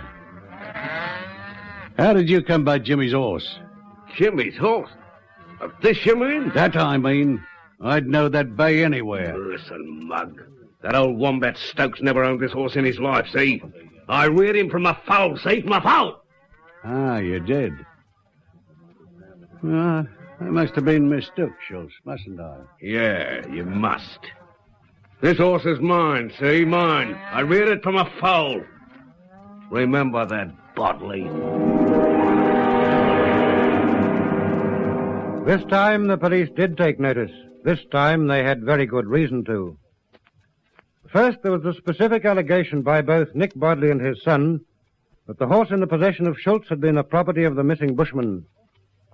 Bodley was a reputable countryman. He was not the sort to make wild accusations, and not the sort to be mistaken in the identification of an animal. He'd lived his life in a region where people remember horses and dogs when they can't be certain of remembering men. And secondly, there was the man Schultz himself.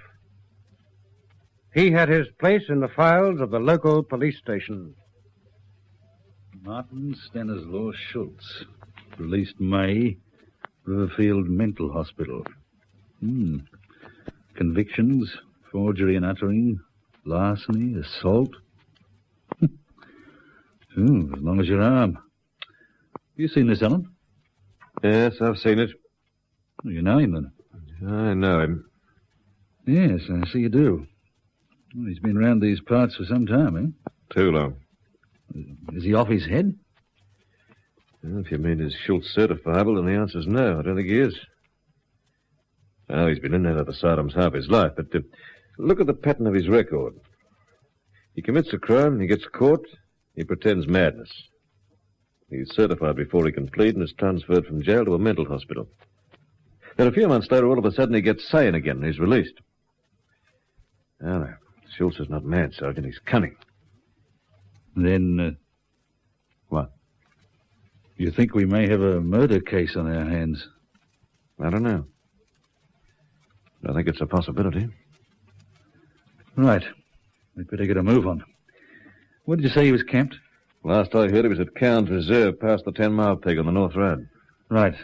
You hold the fort. I'll handle this myself. Yeah, but... I know. He may cut up rough. But he won't for long.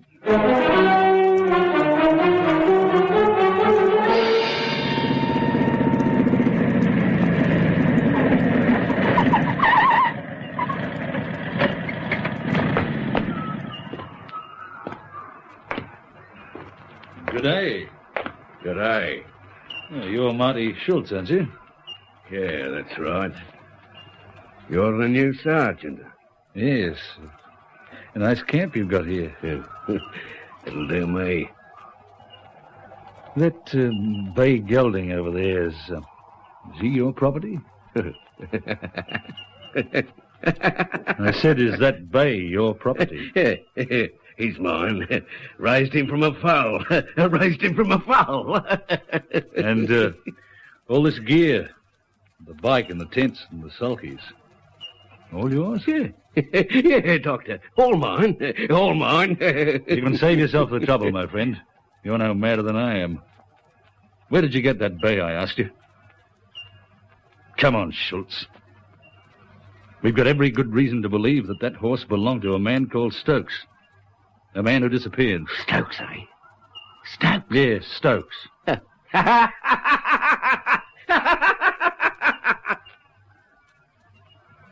Come on, Schultz. I'm taking you in.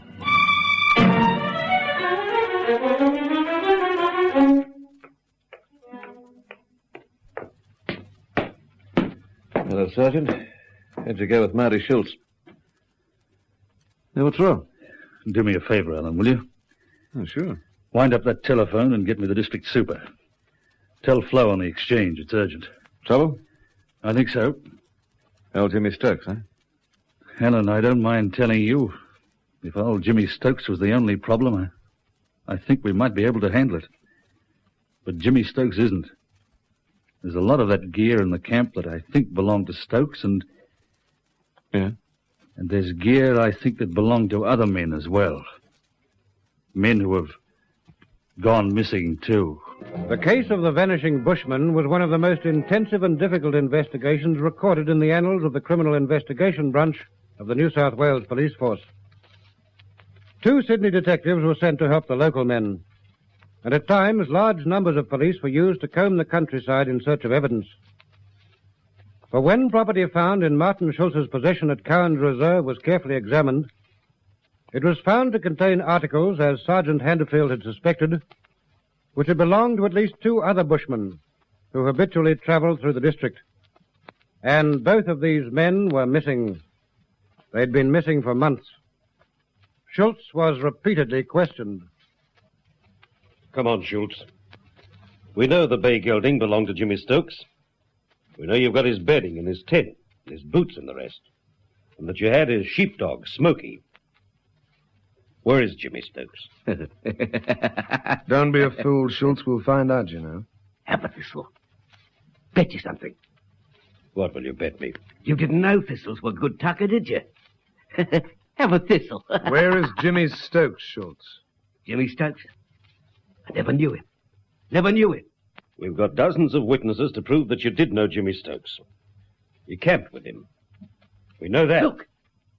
Look. What is it? It's a bird. A bird. Now, listen, Schultz, we know something else, too. Yeah.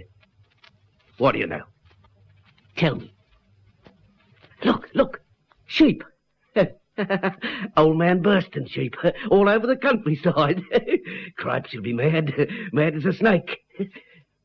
I'm mad, too, you know. I've been in the loony bin. You ask them. You're not mad, Schultz. You'll never get away with that stunt again. You've pulled it once too often. Not mad? Not mad?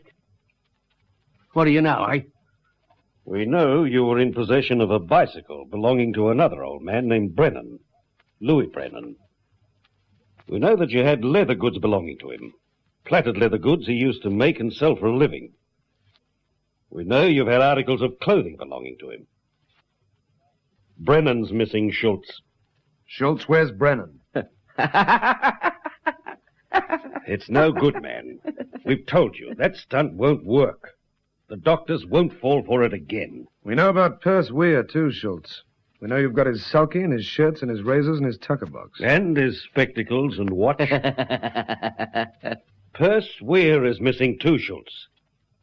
How did you come by his property? All right, Schultz. We'll find out. We'll be back. In the end, you'll talk.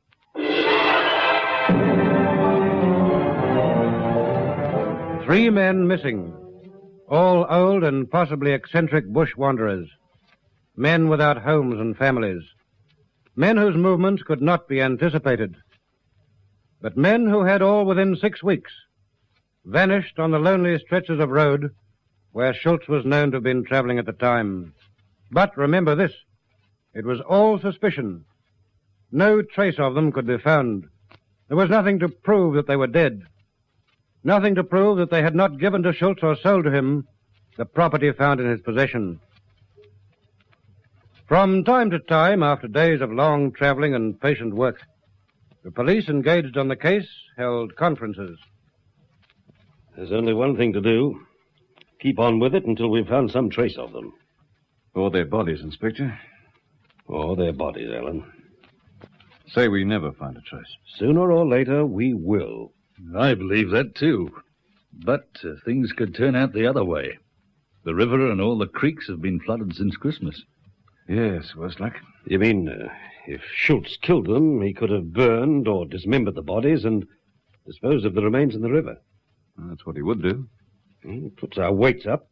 But whatever happens, we'll crack this one. We'll build up such a volume of evidence on the course of Schultz's conduct that we'll go to court and prove he's a murderer, even if we never find a body. Crikey, I hadn't thought of that one. Evidence of system. Evidence of a course of conduct. Before you take that sort of evidence into court, you've got to have it sewn up. The whole bang lot. Well, come on, let's get busy. Get everything we can about the movements of the missing men and match it with everything we can about the movements of Schultz. Okay. And what about going through the ashes of the old campfires in these places where he's known to have camped? Do that, too. We're bound to crack something. Bound to crack something. I wonder how many of the police really believed that. I wonder how many of them believed that they'd really be able to prove the charge of murder against Schultz without having found some remains identifiable as the body of one of his victims. Whatever they believed, they worked like dogs, covering thousands of square miles of the outback, interviewing hundreds of people, seeking to trace and reconstruct the movements of the missing men and of the accused, seeking to prove beyond any reasonable doubt a designed course of conduct, a system of behavior that would convict Schultz of the crimes that they knew in their heart of hearts he'd committed. Evidence that Schultz had had the opportunity to commit the crimes because he'd been seen in close proximity to the missing men shortly before they disappeared. Good day. Good day. You're Mr. Hannon, aren't you?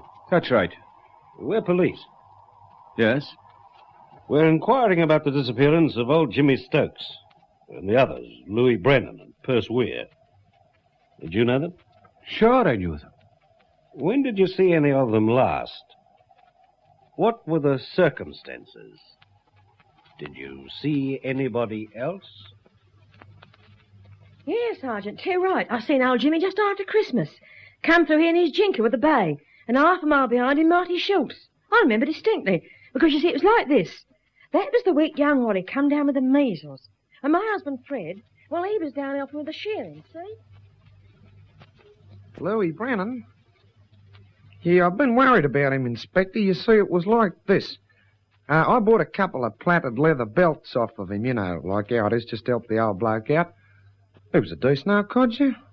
Well, I was short of silver and I owed him a couple of bobs, so When he never came back, I went down to the billabong where he camped. Well, there was no sign of Louis, but, you know what I found? A great pool of something that looked like it might have been blood. And, bits and pieces chucked around like somebody had got out in a hurry. And after that, I never seen Louis again. That's quite correct. Perce Weir was camped down there, and so was Marty Schultz. There are a dozen people around there who saw them. It was only just after New Year. And about that dappled mare, why, old Perce had been driving her for years. You won't have any trouble proving that. Well, there it is, gentlemen. As complete a reconstruction of Jimmy Stokes's movements, and of the others, as we're likely to get. In every case, Schultz was seen in the company of the missing men, or was known to be camped near them at the time of their disappearance. In every case, animals or other belongings of the missing men were either in the possession of, or are known to have been in the possession of, Martin Schultz. Right? Yes, that's right. Every conceivable bit of evidence we've got points to Schultz being responsible for the disappearance of these men. There's only one catch. What? No body. You're right. No body. No bodies. The question is, gentlemen, where do we go from here? Question him again.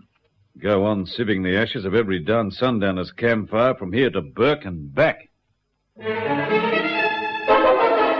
Come on, Schultz. The jig's up, man. Why bother with the lunatic nonsense? I've told you time and time again, you've worked it to death. Tell the truth. Tell the whole story from the beginning. What happened to Jimmy Stokes? Hey, listen, you. I'm listening, Schultz. Well, all right. I'll tell you. I done him. I done Jimmy, see? I see. How, Schultz? How? I don't know what happened, but I killed him all right, yeah. What did you do with his body? I don't know. You must, man. What did you do with him? I don't know that. What happened to him? I didn't burn him. There wasn't enough wood, see? Go on. I must have put him in the river. Do you want to make a statement, Schultz? You'll feel better if you tell the truth. Well? Do you want to make a statement? Make a statement? A statement? That's rich. Yeah, that's rich. Go on, prove it, you mug. Prove that I did old Jimmy Stokes. Prove it, I say. Prove it! After Martin Schultz's nerve cracked momentarily when he realized that pretended insanity would no longer protect him from punishment for his crimes, and he muttered his admission that he had killed Stokes, he was charged with murder. But he'd make no statement, and there was still no trace of the body. The police intensified, if that were possible, their investigations. They tried to follow the wanderings of the three missing bushmen almost foot by foot, examining every square yard of ground in localities where they were known to have camped, in an effort to discover evidence that would have weight in court. They were spurred on by other admissions made by Schultz about the deaths of Louis Brennan and Perce Weir. In the end, they got their break. At a stock route camping ground where, according to many witnesses, Schultz and Weir were camped just before Weir disappeared. Hi, Inspector. Come down. Coming. Sergeant Hanfield's found something in the ashes of this fire, sir. Has he, by George? What? You'd better come down. He's not sure, but... I'm coming. Onto something, Hanfield? Maybe, sir. Look, I've just finished sieving the ashes. It was a pretty big fire by the look of it. Yeah, it's a downside bigger than the average campfire. Yeah, let me see what you've got. Metal buttons by the look of them. Yeah, those might be, let's see, boot eyelets, maybe. And this? Have a good look, sir. A really good look. Well, What do you reckon? Is it or isn't it? Yes, Hanfield. I think you've cracked it. We won't know. Can't know for sure until the experts have checked. But I'll bet my bottom dollar it's a human tooth.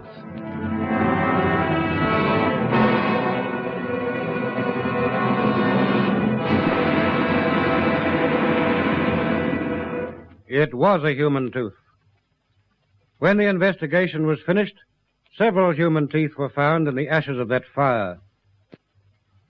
Further search brought to light two minute pieces of bone, which were identified by pathologists as human vertebrae. They lay between the ashes of the dead fire and the riverbank, but no other remains were found. Martin Schultz stood his trial for murder and was sentenced to death when, after a short retirement, the jury found him guilty of the murder of the bushman Weir. He was not indicted on charges concerning the deaths of Stokes and Brennan, of whose bodies no trace was ever found. But when the game was up, he admitted having killed them, and boasted that he had in all killed 13 men, all outback wanderers, to rob them of their few paltry possessions. He never disclosed details of the other crimes of which he boasted, but the police have reason to believe that he did not exaggerate. Only names, place names, and dates were altered in this true story. It was dramatized from Australian police records by Edward Dawkin. Now this is Roland Strong saying goodbye until the same time next week, when there'll be another true story in this series, which is produced in the studios of Hector Crawford Productions by Dorothy Crawford.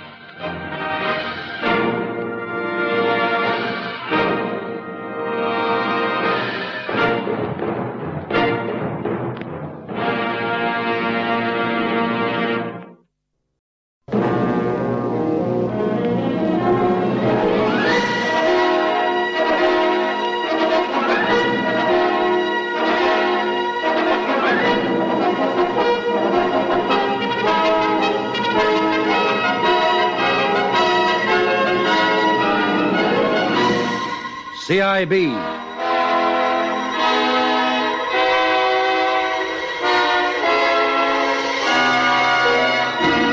From the records of Australian police cases come these true stories of day and night vigilance that protects our lives and our property, of prevention and detection in the unceasing war against crime. CIB. From Victoria, the true story of fire.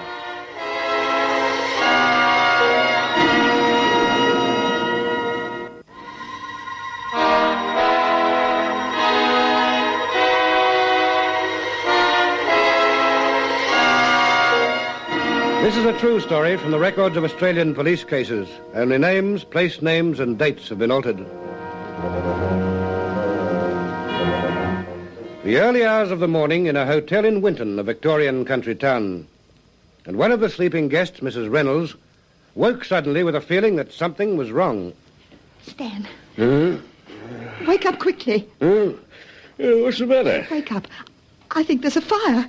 Aye? Can't you smell smoke? Yeah, I reckon you're right. The hotel's on fire. I'm sure it is. Well, I'll soon have a look. Oh, my heavens, you're right. The passage is alight.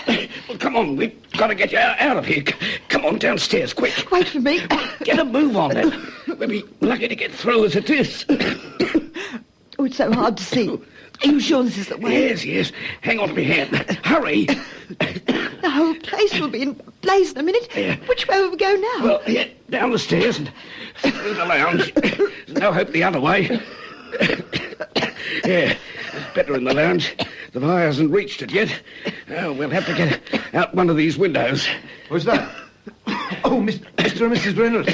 Looks like you've lost your hotel, Mr. Ross. Yes, someone better ring for the fire brigade. What, you mean no one's done that yet? No, I've been too busy waking up the guests. There's a fire bell just across the street, isn't there? Yes. Well, I'll run over and ring it then. Come on, Agnes. Out through this window.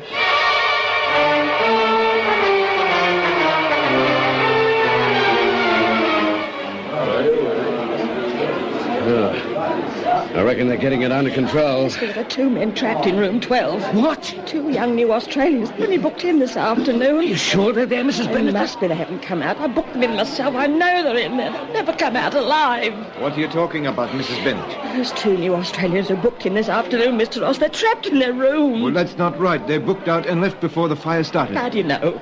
I just do know, that's all. I'm the manager, Vessel. I wasn't told. Well, never mind about that. I'm the owner of the place, and I tell you they've gone.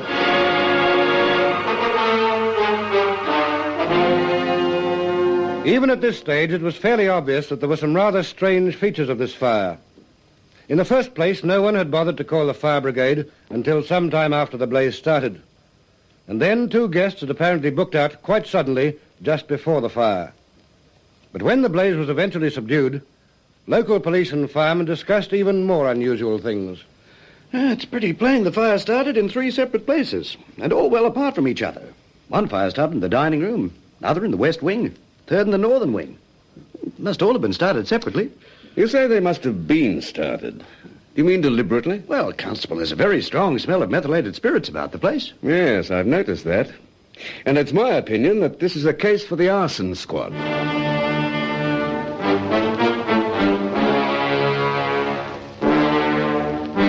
You don't mind if we ask you a few questions, Mr. Ross? I suppose not, though I doubt if I can tell you much. Where were you when the fire broke out? In bed, asleep. And what woke you up? My manageress, Mrs. Bennett. You understand that we've been making quite a few inquiries, Mr. Ross? I suppose you have. What about it? Well, we've been informed that your bed wasn't slept in at all last night. Not the bed I generally use, but I slept in another room last night. Why? Because it suited me, that's why. I see. That would be room 17 you slept in, would it? How do you know? I told you we've been making inquiries. And we were told that last night you moved your sleeping quarters to room 17. Then what's all the fuss about? Oh, there's no fuss. But we were also informed that the bed in room 17 hadn't been slept in either. You have been making inquiries, all right, haven't you? It's our job. Now, would you like to change your story about being asleep when the fire broke out? No. I hadn't really got into bed. I was just lying on it, and I suppose I dropped off to sleep. I see. Well, now, another thing. You informed your manageress that 2 new Australians had booked out just before the fire started. Yes, that's right. When did you last see those men, Mr. Ross? About 7 o'clock, I think it was. But that was hours before the fire started. How could you know they'd booked out just before the fire started? Well, they must have. They weren't in their rooms, were they? And your manageress has no record of their booking out? They must have just gone. Without paying? Yes. Look, I know this must sound very funny, but I really don't know what went on the hotel last night. Or at least I can't remember it clearly now. The fire upset me and confused me. Yes, I suppose it must have. Mr. Ross, is it true that you put the hotel up for auction recently? Yes, it is true. Did you get your price? No. Have you tried to sell it since? Yes, but the offers haven't been high enough. How have the profits been lately, Mr. Ross? Oh, do I have to answer that sort of question? If you don't mind. All right. Well, if you must know, the hotel's been a losing proposition for months now. So you're anxious to get rid of it? Yes, by a legitimate sale. But if you think I deliberately set fire to the place, then you're very much mistaken. What about insurance, Mr. Ross? What about it? The hotel is insured, I take it? Well, of course it is. For how much? Just over 50,000. Isn't that a very high cover for such a hotel? I don't think so. I see. Now, look here, Sergeant. I know what you're getting at, and I don't like it very much. We're only trying to get at the facts. It's pretty clear to us that the fire wasn't an accident. You're only guessing? Oh, no, that's not right. Fires just don't break out in 3 places at once. 3 places far apart from each other. And the smell of methylated spirits around the place was very suspicious, to say the least of it. Well, that might be so, but none of it proves that I'm an incendiarist. If the fire was deliberately lit, I didn't do it. And you can't offer any suggestion as to how it might have happened? No, I can't. Definitely not.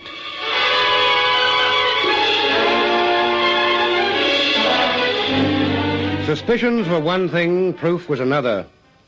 The men from the arson squad pursued their inquiries to the best of their ability. But it was obvious it was going to be a long and difficult job to sheet home an offence to any particular person. And then, one morning not long after the fire, a Melbourne detective on exchange duty in Sydney was called to the telephone. Hello, this is Senior Detective Bryant. I want to report that I'm being blackmailed.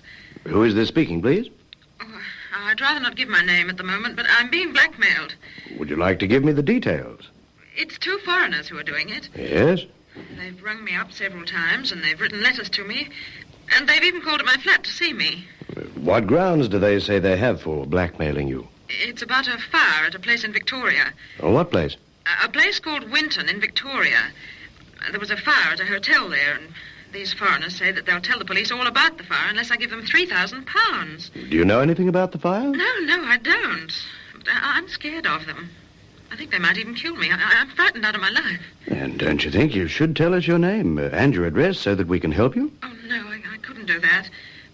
Not over the phone, anyway. Then would you come in here to headquarters and we'll talk it over? Are you still there? Yes, I was just thinking. Well, what do you say? Will you come in and just tell us all about it, eh? Yes, perhaps I could do that. Very well. You make a time and I'll be here. Would tomorrow morning do? Yes, any time you say. All right. 11 o'clock, then. 11 o'clock. And ask for Senior Detective Bryant. Yes, thank you. Thank you very much. I still think you should tell me... Oh, well, I suppose we'll find out what it's all about at 11 o'clock tomorrow.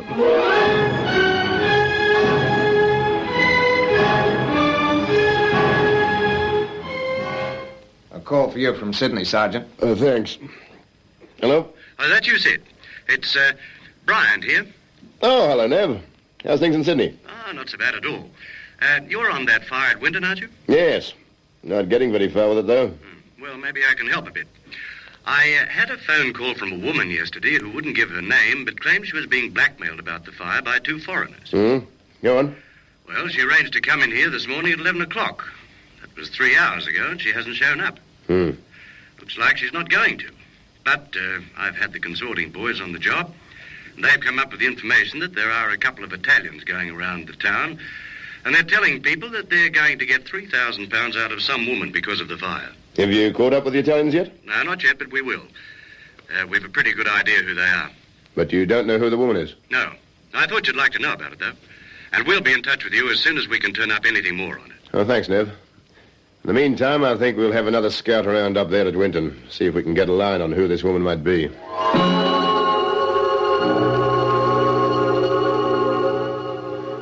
Mrs. Bennett, you've been manageress of this hotel for how long? Only a few months. Well, maybe you could tell me this. Is there any woman you know of in Sydney who has an interest in or a working knowledge of the hotel? I wouldn't know about that. There's no woman at all you can think of? Oh, not one that has an interest in the place.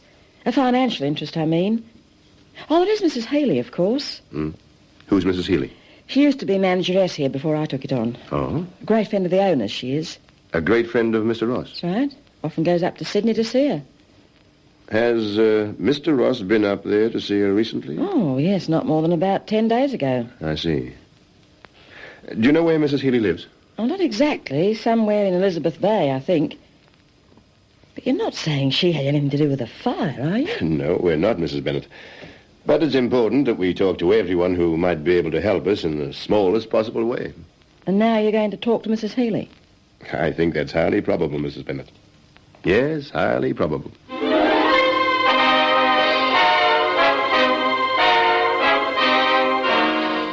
Was the answer to the mysterious fire to be found in Sydney? The detectives were going to waste no time in finding out. 2 men have been trying to blackmail me. 2 foreigners. Then it was you who rang the Sydney Detective Office and complained of the blackmail threat. Yes. But you didn't keep your appointment with the detective who spoke to you. No, I was too frightened to. Frightened of what, Mrs. Healy? The men who were trying to blackmail me. I thought that if they discovered I'd gone to the police, they might hurt me in some way. Are they in a position to blackmail you, Mrs. Healy? What do you mean? Do you know anything about the fire at the Winton Hotel? No, of course I don't. Then why should they be acting the way they are? I don't know. I really can't tell you. You've said that these 2 foreigners have actually been here to your flat? Yes, that's right, they have. Then do you think you'd know them again if you saw them? Oh, yes. Yes, I'm quite sure I would.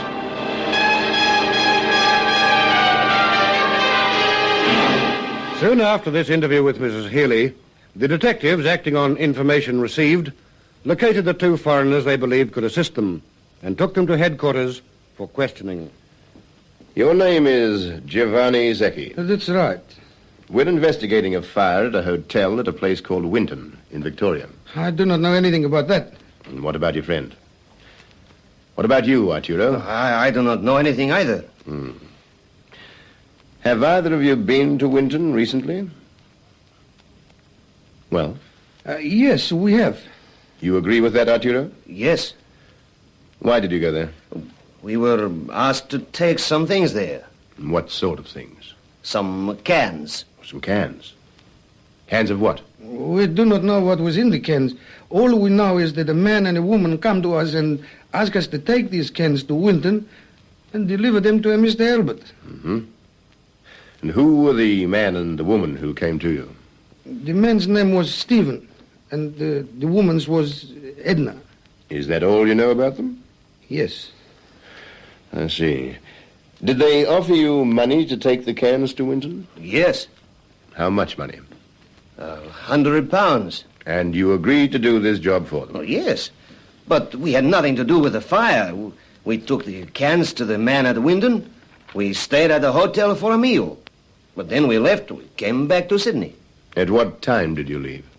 Oh, at about 1 o'clock in the morning. Now, we've received a complaint from a Mrs. Healy to the effect that two foreigners have been trying to blackmail her about the fire. Would you know anything about that? No. Giovanni? We do not know this Mrs. Healy. What if I told you her first name was Edna? It makes no difference. We do not know. Would you be prepared to take part in an identification parade? Yes. Yes. All right.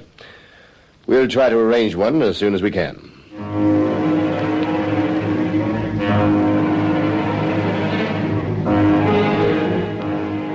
All right, Mrs. Healy. You've identified Giovanni and Arturo as the two men who came to your flat and tried to blackmail you. You have no doubts in your mind. No, none at all. Are you prepared to make a statement? I'll tell you all I know. All right. Go ahead.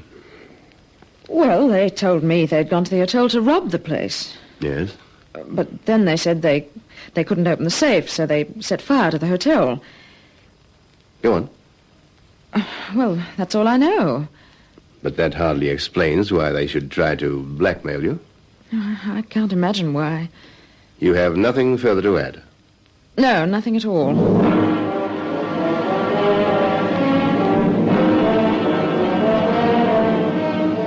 Now, Giovanni, you've been identified as one of the men who tried to blackmail Mrs. Healy. What have you to say about that? It is not true. We do not try to blackmail her. All we did was to take the cans to Winton. Have you anything more to tell us about the people who asked you to take those cans to Winton? The man and the woman? I suppose I might as well tell you. The woman was Mrs. Healy. And the man? Well, we knew him only as Stephen. Mrs. Healy has told us that you admitted to her that you had gone to the hotel to rob the place. No, that is not right. And that subsequently you set fire to the hotel. No. Well, what we tell you before is the truth. We went there to deliver the cans of methylated spirits. Oh, then you do know what was in the cans. Yes. And you've known all along. Yes, but we do not start the fire. We had nothing to do with the fire. You've told us that you delivered the cans of methylated spirits to a Mr. Albert at the Winton Hotel. That's right. Would you know this Mr. Albert again? Yes, I'm sure we both would. Good. We'll ask you to attend another identification parade before very long.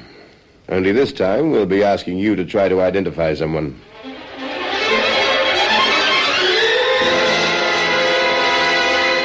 So now the detectives asked Mr. Ross, owner of the hotel, to take part in an identification parade in Sydney. And the two men, Arturo and Giovanni, identified him as the man they delivered the cans of methylated spirits to at the hotel at Winton, the man they knew as Mr. Albert. Well, the position now seems to be this. Mrs. Healy has said that Giovanni and Arturo tried to blackmail her. They claim she was the woman who asked them to carry cans of methylated spirits to a Mr. Albert at Winton. And now the Italians have identified Ross, the owner of the hotel, as Mr. Albert. Right. But we still haven't enough evidence to show who actually started the fire. Mrs. Healy said the Italians admitted doing it. They deny that. Ross claims to know nothing. I don't think we've got nearly enough evidence to put before a jury. Arturo's the man we should work on, I think. He's a pretty frightened man, as far as I can judge. Yes, I think you're right. Let's have him in.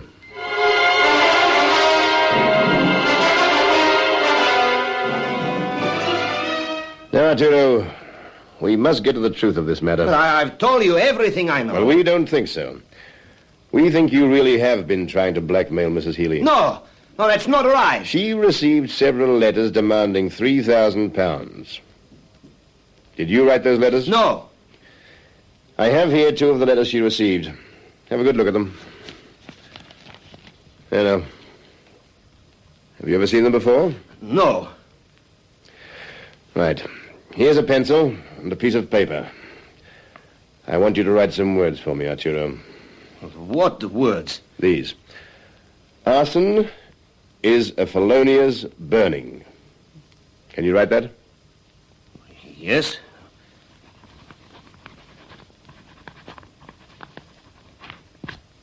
Finished? And let me see. Arturo, how do you spell arson? A-R-S-O-N-Y. Yes, I see. That's what you've written. And that's the way it was spelt in these letters to Mrs. Healy. And it's the wrong way to spell it, Arturo. Quite the wrong way. Now, what have you got to say? You did write those blackmail letters to Mrs. Healy, didn't you? Yes. Yes, I did, because Giovanni told me to. Would you like to tell us everything you know? Yes. I'll tell you everything.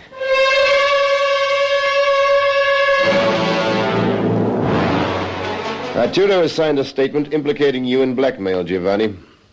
Have you anything to tell us? I do not know anything about the blackmail. All I know is that we agreed to take methylated spirits to the hotel at Winton to burn it down. You admit now that you were taking it there to burn it down. We knew it was going to be used for that, but we did not light the fires. Who told you the methylated spirits was to be used to start a fire? The man, Stephen. The man who asked us to take it there. Who is this man, Stephen, Giovanni? He's the same man who we knew as Mr. Albert. The man we delivered the cans to at Winton. You are saying that Stephen and Mr. Albert are one and the same person, right? Yes. And that is the man Ross whom you identified for us? Yes. All right, Giovanni. That'll do for the time being.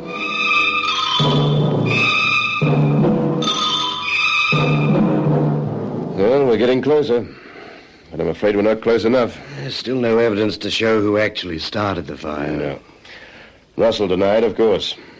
Arturo and Giovanni have already denied it. All we really have is an admission of attempted blackmail. That's right. Well, I still think Arturo's our man. I think we should arrange for him not to be proceeded against if he'll tell us the complete truth. Yes, I agree. Let's see if we can fix it.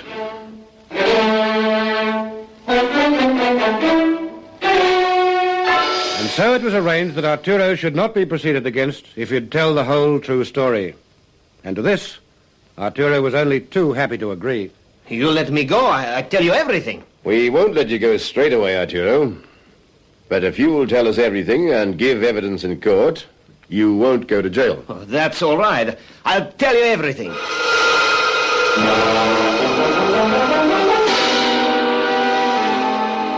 What I've said up to now, it's only part of the truth. Mm-hmm. But I now wish to tell you the whole truth. Good. We first arrived at the hotel about 4 o'clock in the afternoon. The man we knew as Mr. Albert led us around the hotel, pointing out the timber parts likely to take fire easily. Mm-hmm. And then Mr. Albert told us to have a good rest. We stayed in a room until after midnight. Then Mr. Albert came into the room and he said, "Are you right? I'll be back later when all is quiet." And then he left and we waited. Uh-huh. Well, I now wish to tell you the whole truth. Good. We first arrived at the hotel about 4 o'clock in the afternoon. The man we knew as Mr. Albert led us around the hotel, pointing out the timber parts likely to take fire easily. And then Mr. Albert told us to have a good rest. We stayed in a room until after midnight. Then Mr. Albert came into the room and he said, "Are you right? I'll be back later when all is quiet." And then he left and we waited. When he came back later, he said, all right. Then we went down, we took the cans of methylated spirits from the car. I knew it was methylated spirit by the smell on the way down. Mr. Albert and Giovanni, they took 2 cans, they went upstairs. I took one of the cans, I spilled it all around the back part. I spilled the spirit on the back stairs, 2 flights of stairs up, and some in the rooms downstairs. The rooms were stuffed with old mattresses and timber parts of beds. And then Mr. Albert and Giovanni, they came running back. Mr. Albert said, put the cans in the car. And we put the cans in the car and we drove off for Sydney. I see. When we left the hotel, there was no fire where I'd spilled the methylated spirits. But I think there was a fire upstairs because Mr. Albert and Giovanni came running back and they were in a hurry. We threw the cans away near a bridge when we were driving back to Sydney. And we arrived back in Sydney about midnight the next day. And a few days later, Giovanni handed me £100 in notes for my part in burning the hotel.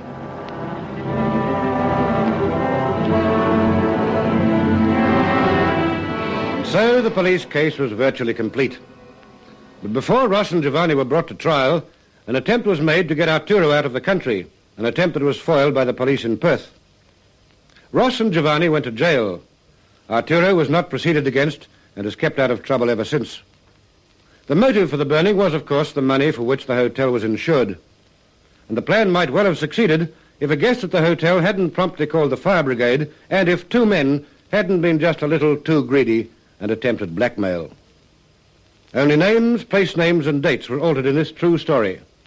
It was dramatized from the records of Australian police cases by Roland Strong, who now says goodbye till next week, when there'll be another true story in this series, which is produced in the studios of Hector Crawford Productions by Dorothy Crawford.